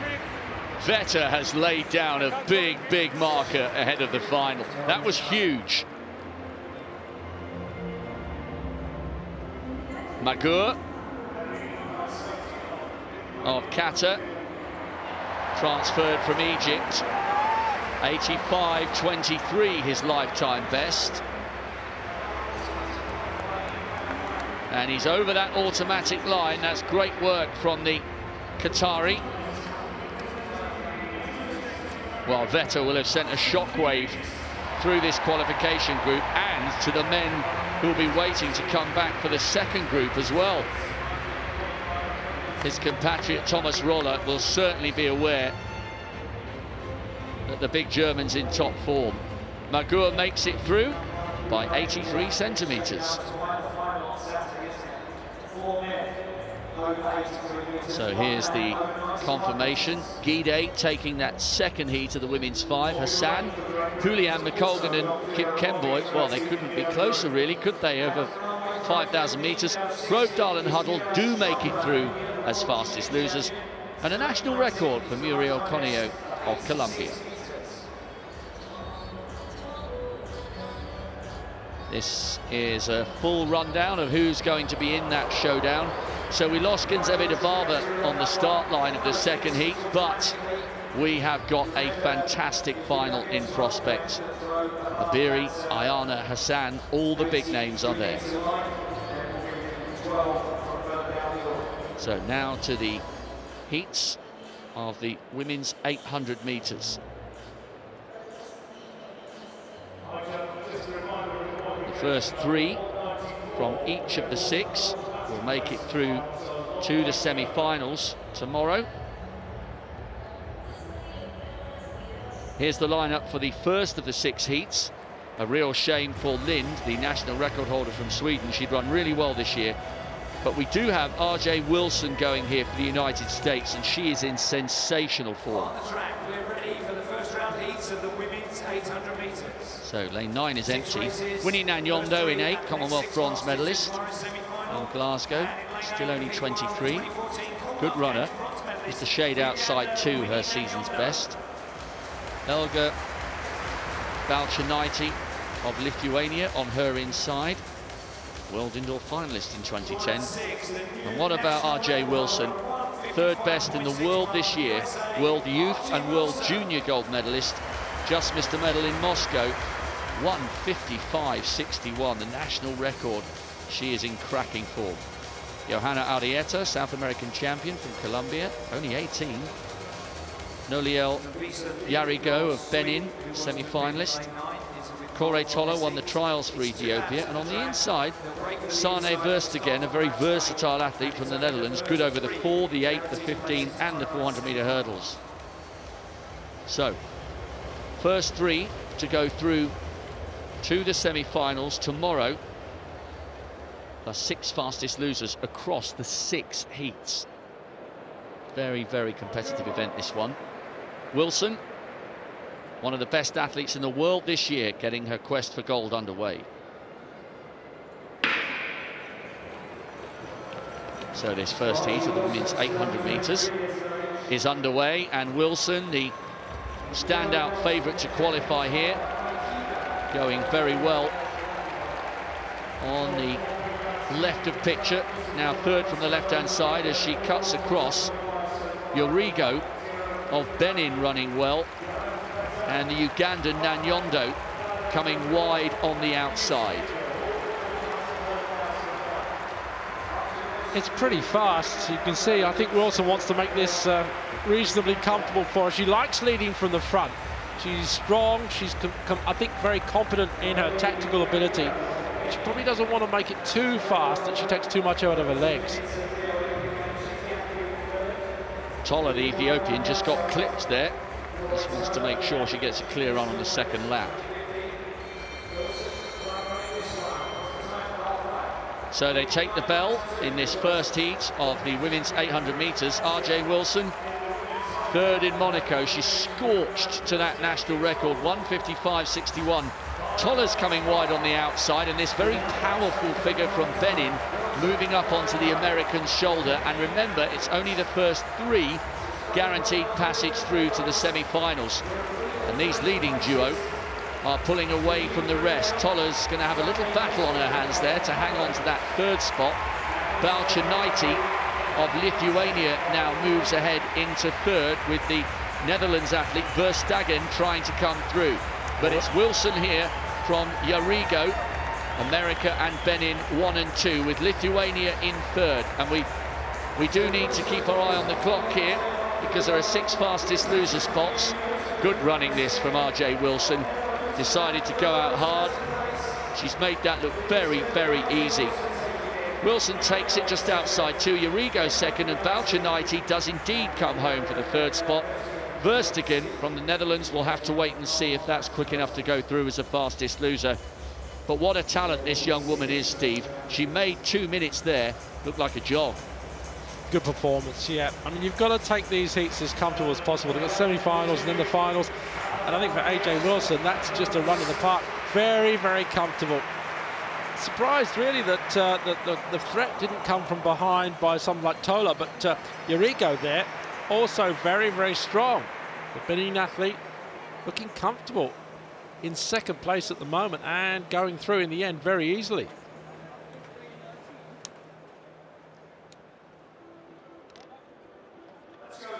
You can see though, really, it's just a very... Every time someone come up to a shoulder, really, Wilson just pushed a little bit more, pushed a little bit more, pushed a little bit more, and in the end comfortably through. And as you say, that's 2 minutes. That's a respectable world-class time. Very easily done. Good run from the 2 women behind her. Yorigo of Benin ran inside 2:01 for a season's best, and Balchinaiti of Lithuania also a season's best, 2:01.21. Verstappen might have half a chance, the athlete from the Netherlands. She ran 2:01.50 for the 4th spot, so she is the quickest of the fastest losers at the moment. She tried to close down the Lithuanian and just couldn't quite get there in the last 25 metres or so of the race. Good run from the American. She's a real medal contender, isn't she? That race in Monaco, you look at the top 5 times in the world, was all set in that Monaco Diamond League. And as you say, Rob, Wilson, third on the world list, a real challenger for a medal over this 2-lap event here in London. Very comfortable qualification from the American. RJ Wilson, Yorigo and Balchinaiti make it through automatically. Verstappen with 2:01.5 will have to wait and see.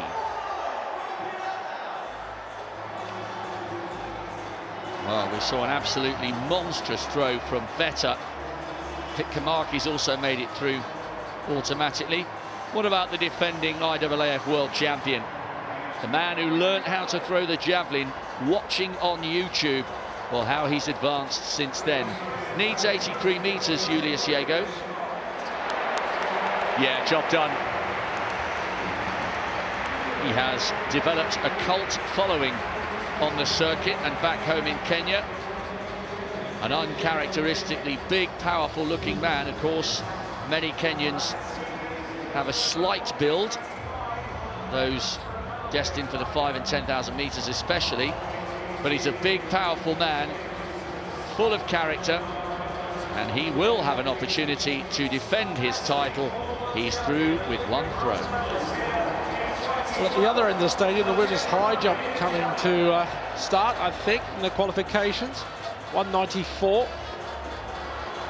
It's Kariita Johnson-Thompson there, just at the bottom of the page. Well, she had a poor performance, 180 in the high jump. She's a 198 performer at best, so she really should be up amongst it. Group B, well, this is a hard group. You've got the Olympic champion, defending champion, and some of the best performers perhaps in this particular group. There's Bieti, Lataskini, Demirev. Well, as I said, the qualifying should be fairly comfortable. 194. They start obviously at a lower height, then work up. Here we see the favourite competing as a neutral athlete, Lataskini. 26 times over or close to the 2 metre mark. The defending champion here.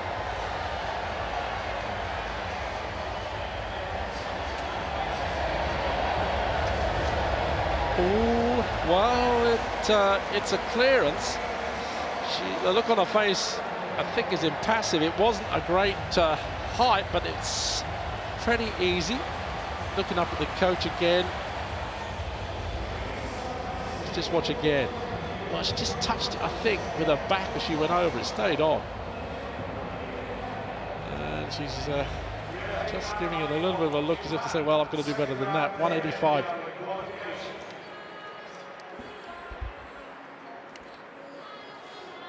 Well, the next heat of the women's 800 metres about to go underway. We just saw a fairly comfortable victory in the first. Let's see what they can do here now. First 3 through to the final. Lining up on the outside, one of the favourites, I suppose, for the local crowd. Shalini Oscar Clark, 5th in the World Championships last time round. And there she is in lane 9, running well in the Diamond League, so she's in great shape at the moment. Just take you through the field here. Tui, Uchocha, Guerrero, Bishop, Martinez, Orosjinche, Story and Oscar Clark. Well, there we are. Obviously, cameras will be focusing on this young lady. Oscar Clark, as I say, 5th at the World Championships. Proving her personal best, almost 2 seconds. Best time of 1:59. Going back now through the field. Brenda Martinez, there she is in lane 6. 3rd in the World Championships back in 2:08. The 3rd in their trials. Bishop of Canada, there she is. Fastest in the field this year, really. 1:57 this woman, so she's in great shape. Guerrero of Spain, Spanish, 3-time Spanish indoor champion. Potocka, we saw her in the 50 metres. She was 7th in that, really, so she's moving down now to the 800 metres. And in the inside, diminutive figure, really. Emily Tue of Kenya, 3rd in their Kenyan trials.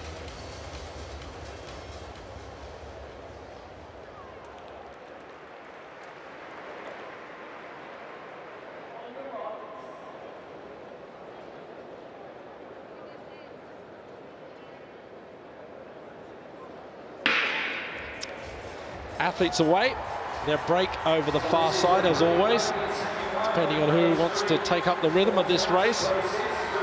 Bishop of Canada in the dark shorts there in the middle of the picture, running very comfortably at the front at the moment. On the inside, Tui of Kenya maybe deciding to move forward, but it looks as if it really is just going to be Bishop at the moment moving ahead, although they are bunching up a little bit here. Coming on the outside though, Oscar Clark also.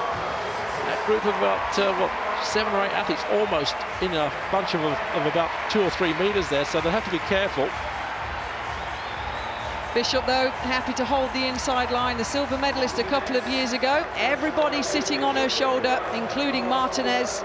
Their potential. Oh, a little trip from Bishop as she touches the inside of the track. But composure regained.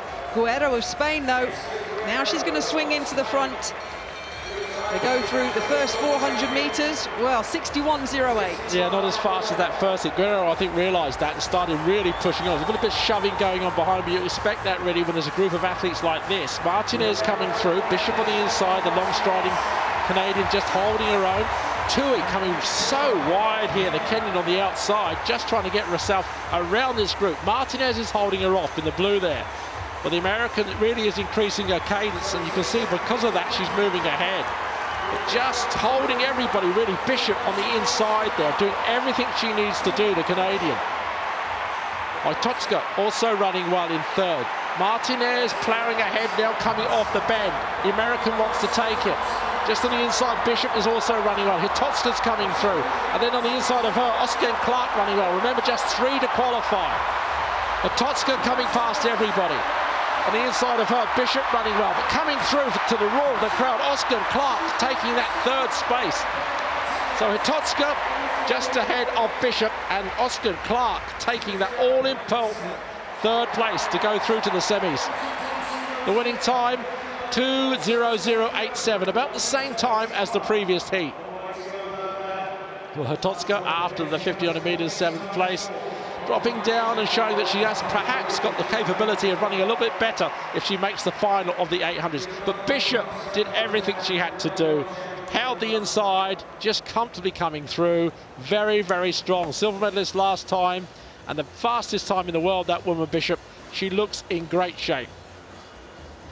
Well, you can see Bishop, as we said, Steve, from the outset, controlled everything from the inside line. Martinez came upon her shoulder, but this is where the American started to fade.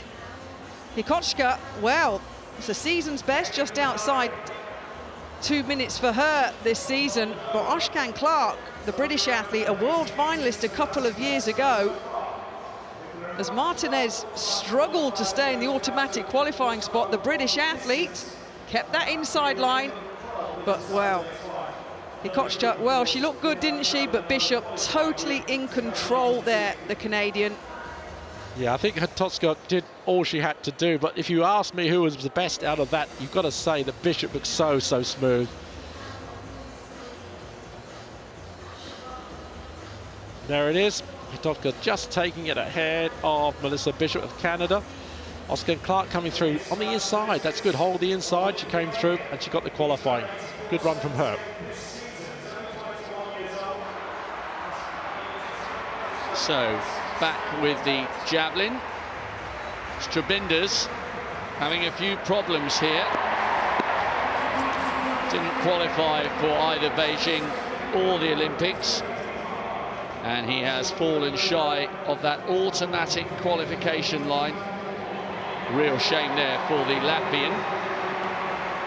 Second group to come later on, also packed with talent, including the second best thrower in the world this year, Thomas Röller.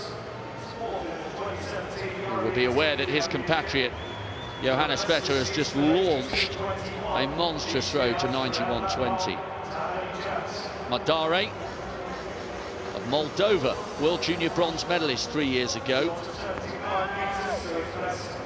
78 metres in the first round.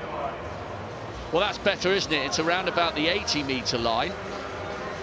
So it's the top 12 for every qualifier who produces 83 metres. He's in, well, he blew up a couple of places, perhaps. It's going to be difficult for the Moldovan at this stage with that second group still to come. But it is over 80 metres. That's better.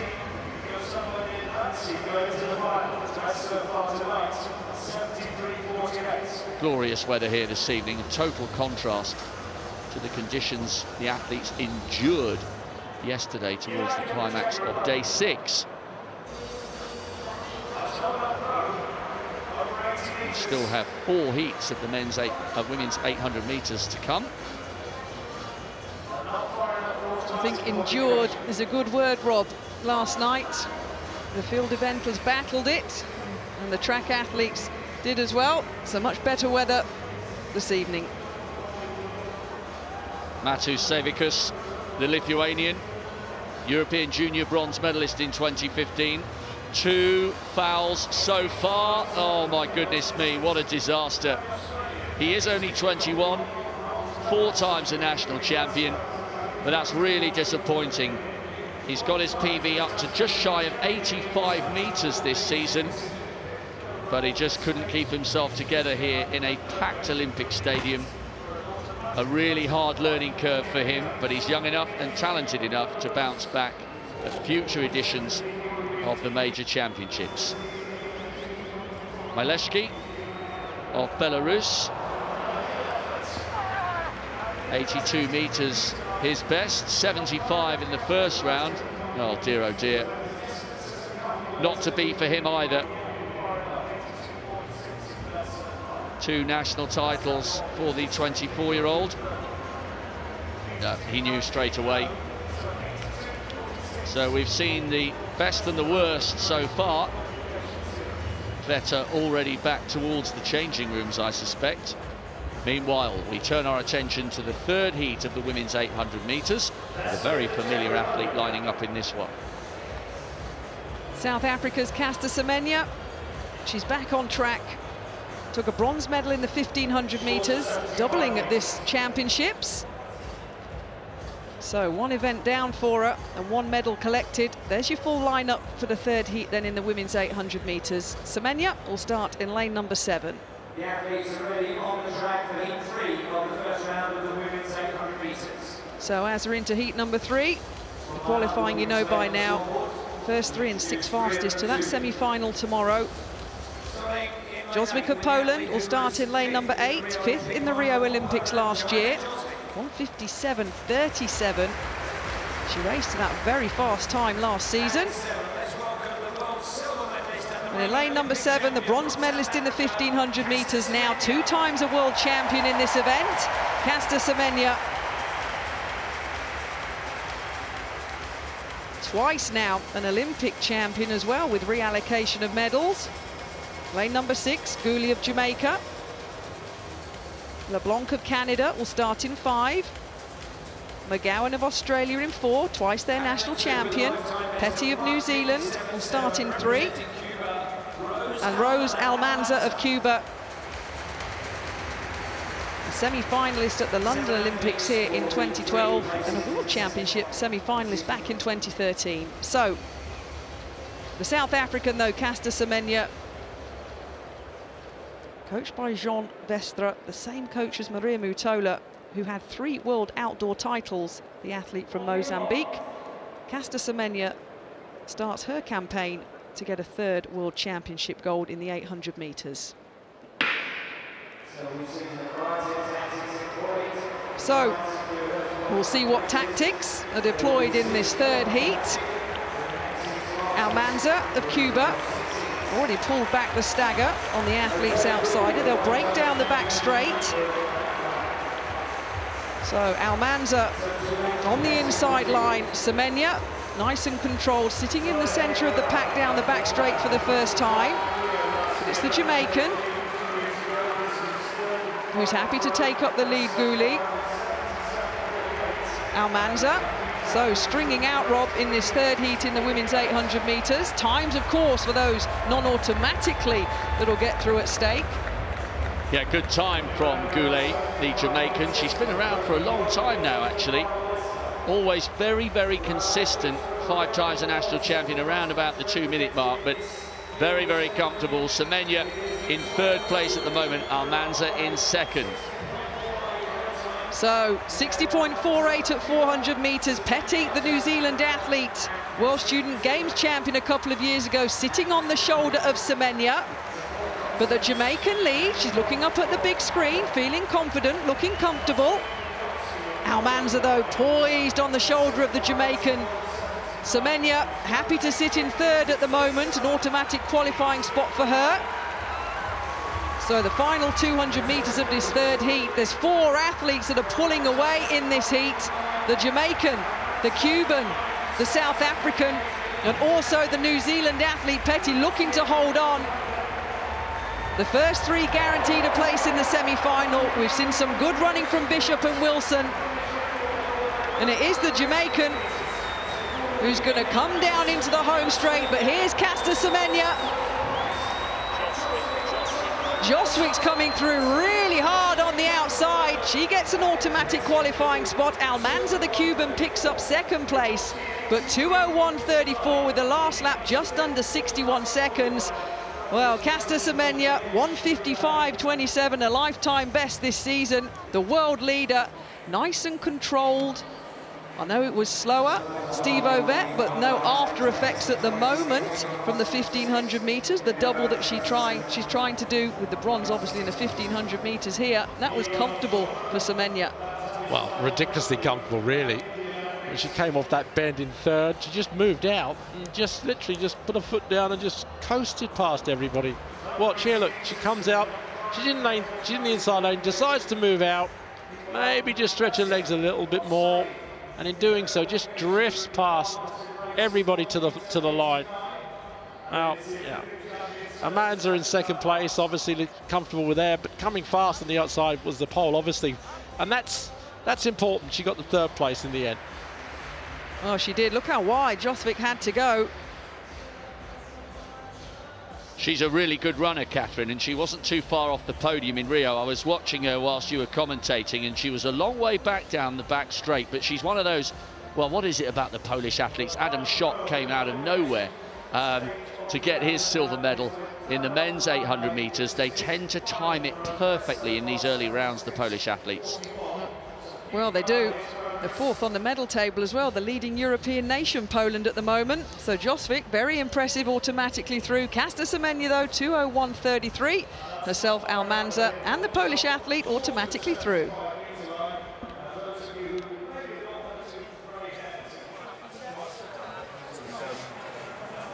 Well, there is a whole host of athletes out on the warm-up track. This man going for the double. His compatriots just made it through to the semis of the women's 8. Van Niekerk's done the 4. 3 successive gold medals, 2 worlds, 1 Olympics over the 1 lap. But how will he go over the half lap? Well, he only made it through as the fastest loser. This guy's had an uneventful week, hasn't he? Running on his own in a first round rerun 2020 in lashing rain, and then came through the very tight inside lane 1 to make the final. Van Niekerk's in 3, and I think the quali's out in 6. So round 3 in this javelin qualification. This is Gillek. He's way down at the moment. Remember, it's 83 meters. He's an 82 performer this season. Well, it's a little better than his previous 2 efforts, but he's still shy of that automatic qualification line. It's 83 meters or the top 12, so he will move up quite a bit with that improvement, but he is still shy of the line. And remember, we have qualification pool B still to come, and there are top quality men in that one. They start in around about 45 minutes time. Hamish Peacock, very, very close to that 83-metre line. Commonwealth bronze medalist, 12 times a Tasmanian champion. He's gone close to his lifetime best this year, 84.5. Really close once again to the automatic line. Well, he's had an 82-metre throw already. He might be okay with that. I mean, he'll be feeling a little bit nervous because the second qualification pool is still to come. But he is one of the better throwers from this group. 82.19, no improvement. He'll have an anxious evening. Now, Vyacheslav Vesely. This could be a problem here. The world champion from Moscow is in trouble. Heavy strapping on that right knee. Way, way, way down.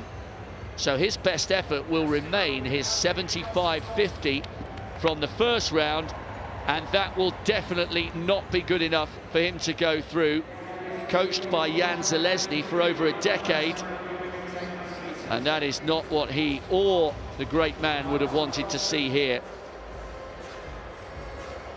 So, heat 4 of the women's 800 metres. They are rattling through thick and fast. We've seen some of the big names going through. R.J. Wilson, Hitochka of Poland, Semenya. And that is Margaret Wambui, bronze medalist indoors last year at the Worlds and outdoors in Rio at the Olympic Games. And so far, it has been all Wambui, Niyonsaba and Semenya on the global stage for the last couple of years. Here's the lineup for the 4th heat of the women's 800 metres. Wambui, the Olympic bronze medalist, starts in 4. Arzamazova, the defending champion of Belarus, on the outside in 9.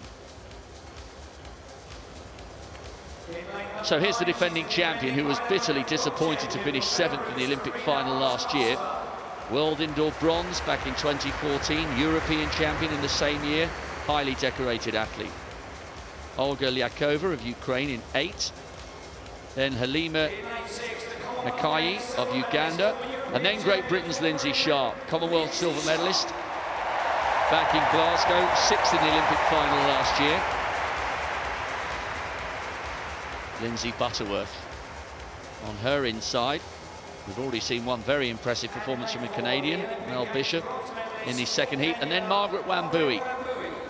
The only question mark for Wambui is that rather peculiar performance in Monaco, where she drifted out to 9th, running 2:02, which is pedestrian by her own high standards.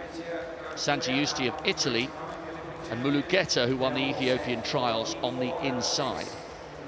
So Wambui, 2nd in Eugene and Doha, 3rd in Oslo, all going well this season with a 1:56.8, but a rather unusual performance recently in Monaco, and she'll hope to remind the others she is still at the peak of her powers here.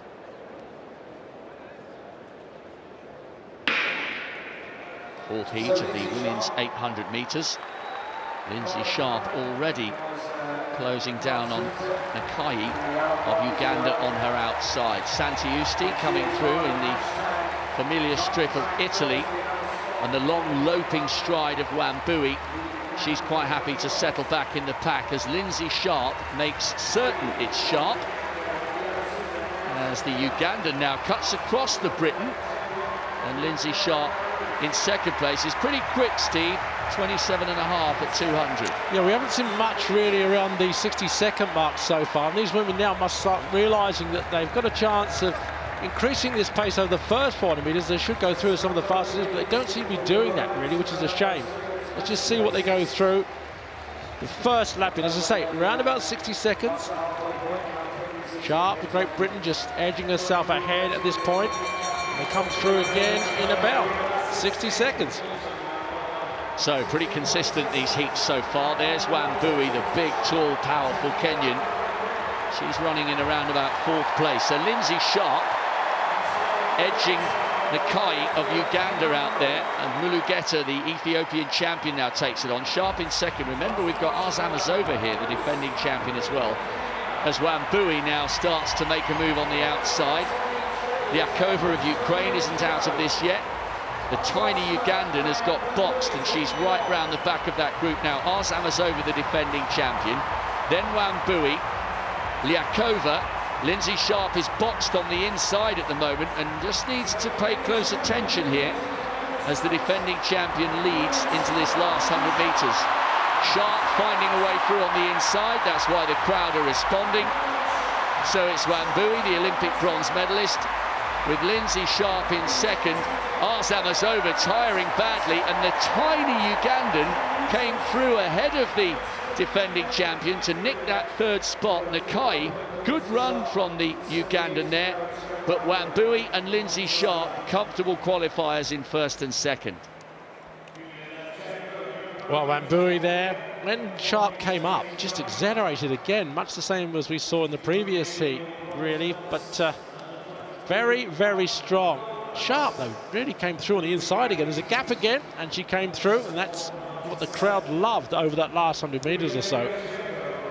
Winning time about the same as all the other heats. Wambui's, what is it, 2 minutes 00.75. Sharp just behind that, and Nakayani in third from Uganda, 2:18.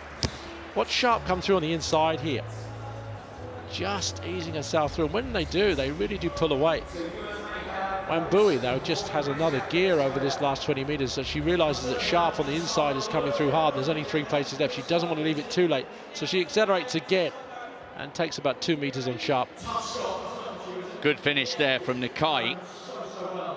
Arzamazova has run 2:01.92, a season's best, but we've got a lot of athletes queuing up at 2:01.7. Petty, Gould of Jamaica, 2:01.77.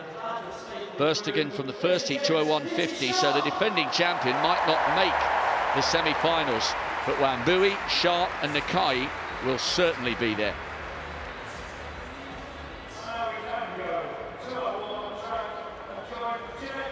Tiny Ugandan came through really well there. It looked as though Lyakova of Ukraine gave her a shove in the back, but Arzamazova, the defending champion, faded badly over the last 20 metres. Let's just watch this again. Yeah, a bit of a shove. No, actually a bit of a pull back.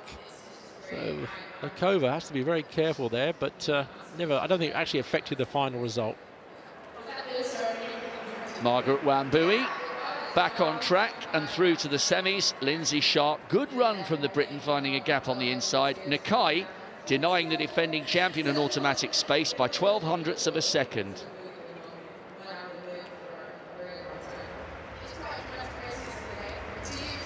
Cheng here, 76.58. Can the man from Chinese Taipei produce something close to his lifetime best? He's gone over 86 metres this season. Well, he's going to struggle from there, you suspect, especially bearing in mind the second qualification group are coming out into this packed stadium in just over half an hour's time. And it really is another superb attendance this evening. It was even packed yesterday as it smashed down with rain. Cheng a long way shy of his lifetime best there, 77.87. It's a marginal improvement, but we won't be seeing him in the final. Arai. Now, he made the final 2 years ago in Beijing and in Rio, so this is a little bit more of a surprise. 11th in the Olympic final. An 82-metre throw is his best this season, and he's way down on his best there. That's a real shame for the man from Japan, who I suspect has already got one eye on Tokyo, on home territory in 3 years' time.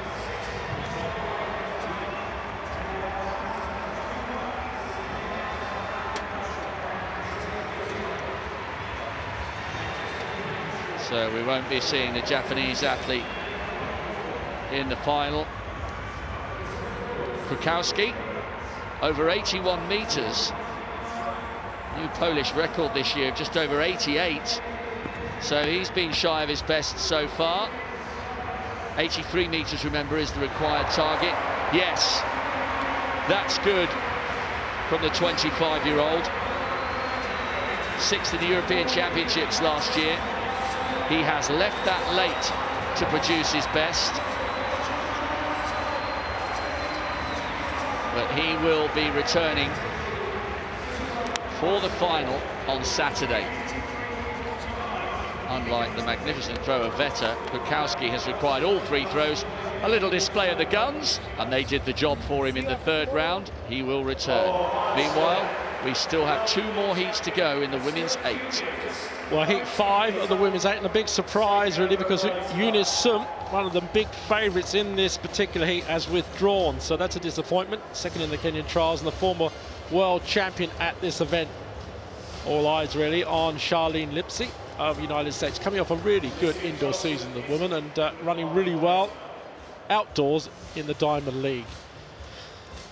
Well, the Eunice Sum DNS, that's a shame really, one of the big favourites. Maybe she's suffering like a lot of athletes from this tummy bug that's going around, but disappointment really. There you go. Well, let's go through the lineup. Hinrik Statir of Iceland running in lane 8. Ensum's not there, lane 7 is Ajuk of Uganda. And then on the inside of her, obviously the one now, the big favourite, Charlene Lipsey. Coming off an unbeaten indoor season. She won the second in the Diamond League in Lausanne and dropped her personal best to 1:57.38. But then was 8th in Monte Carlo, so there is some discrepancy about that Monte Carlo race. It must have been quite tough. But here we go, going back now through the lineup. There's Butler of Ireland, and on the inside, perhaps the other one to watch for, Hedda Heaney from Norway. One of the fastest this year, 1:59.87. Norwegian record holder, both indoors and out. Oh, the Norwegians are getting excited, there they are. The horns are coming out. So we've seen the previous heats. They've been around about the 2-minute mark. No one has broken 2 minutes so far. They go through in about 60 seconds. It's almost metronomic, really, for these heats so far. These women must know now that they've just got to break that 2-minute barrier, and some of these are capable of doing it fairly easily. If they do that, then they will go through. If they don't make the first 3, as some of the fastest of the losers. Charlie Lipsey. Now just getting down to the start. Well, their breakers, as always, over the back straight. Right on the outside, the Icelandic woman, Henrik Dottir, who's got a personal best round about 2 minutes, has gone off really hard. Well, she should really, she breaks. She's got to really, I think, if she's on the outside, break across and then start deciding what she wants to do. I think she's being challenged by Lipsey as she comes across, and it's Lipsey now that just moves comfortably into first place. Well, Lipsey's the one in form in this field, isn't she? With that sub 1:58 clocking, just over 28 seconds at 200 metres. Henriksdottir always goes out hard, but to be fair to her, she did sit back in the pack there halfway down the back straight, the young Icelandic athlete. But Lipsey, the American, well, as you say, Steve, she's having a wonderful season, exceptional indoors, looking to repeat that outdoors as they go through the first lap. There again, exactly to the button, 60 seconds. Lipsey going through at about the same time as all the other heats, just on her outside. Ajuk of Uganda, 2015 World Student Games champion at the 50 meters, dropping down now to the 800. Griffiths coming on the outside there of Australia, but on the inside, Henny also running very well. So not much to choose, just this front running really of Lipsey, just pushing the pace on. Let's see what they go through. The 200 metres to go mark, round about 1:32, so they're slowing. That third 200 metres is slower than anywhere else. So Lipsey just leading, Henny on the inside, Ajuk coming through, just first 3 to qualify. Lipsey pushing on a bit more, Henny just coming through, Ajuk holding really on the inside there, but it's Ajuk coming through, also running well. Lipsey coming well, Henny on the inside, and Ajuk. Those 3 comfortable through. Winning time, that's probably the slowest we've had so far. 2 minutes 2:75, so no real sparkling performances there, I don't think. But this woman did all she had to do. Comfortable, very competent. Just behind her, as you said, the other athletes, I suppose, really, no one really showing any true form there. I suppose we have to wait until we see the semis, but Lipsey looking very comfortable with the winning time. 2:2, as close as I said before. Henny just behind her. Again, 2:02, what is it, 85. And Ajuk, the Ugandan, 2:02.98. So, yeah, nothing there to frighten, I don't think, the likes of Semenya. No, it was totally controlled by the American. And to be fair, the 2 athletes that automatically qualified behind her. At one point, Henriksdottir from Iceland was trying to get back, wasn't she, in 4th place there to get into that top 3, but it wasn't to be for the 21-year-old. So, as you say, Steve, Heat 3 was the slowest to date, but that was a second slower than that one. But nice and comfortable for me, for all 3 that qualified automatically in that heat. Yeah, Lipsey did well. I mean, she ran the first lap at about what everybody else took them through in, and then that third 200 was even slower, so I don't know why no one really came past her there, but she doesn't have to do more than that, does she, really? There it is, the qualifying time, the slowest so far. Lipsy of United States, Penny of Norway, and Ojuk of Uganda. Those through. I don't think the others will go through. No way. So we'll have to wait and see what else happens as far as the other qualifiers. Neeraj Chopra. He has come so close to that automatic line. World Junior champion last year with a World Junior record. That performance was 86.48. A lot of excitement in India for this teenager and what he might bring to the javelin. He won't qualify automatically, but so close. He, along with one or two others, will be watching rather anxiously to see what happens in the second pool, which comes out in around about half an hour's time. So he's in 7th, but he needs to watch and wait. And Tanyel Lanmei, World Student Games champion 2 years ago, coming out for his last effort. Big puff of the cheeks there. 83, the target. 76 was his best effort in the first round, and he's miles down on that. So his World Championship comes to an end. The 27-year-old, in disappointing fashion.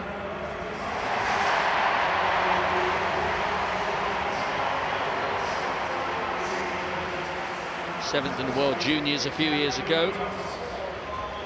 I beg your pardon, the European Juniors.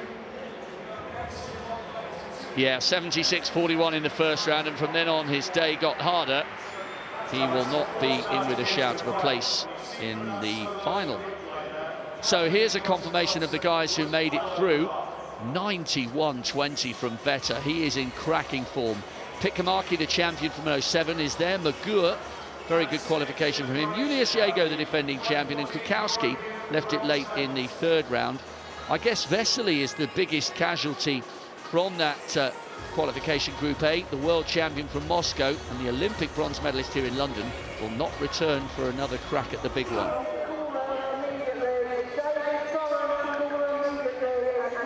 So over in the warm-up area, don't forget, we've got the men's triple jump final tonight, the 400-meter hurdles for women's final, and the men's 200-meter final, and the women's 200 meters semi-finals. There's Sinead Miller-Weibo. Just missed a medal in that 400 meters. It was nailed on until 10 meters before the finish line. But potentially no injury sustained because she's back for a semi-final. A relaxed looking Daphne Schippers. Picked up a bronze medal in the 100 meters. European record holder, of course, over the 200 meters. The defending champion. Nice and relaxed in her warm-up for those semi-finals. 9:05 local time.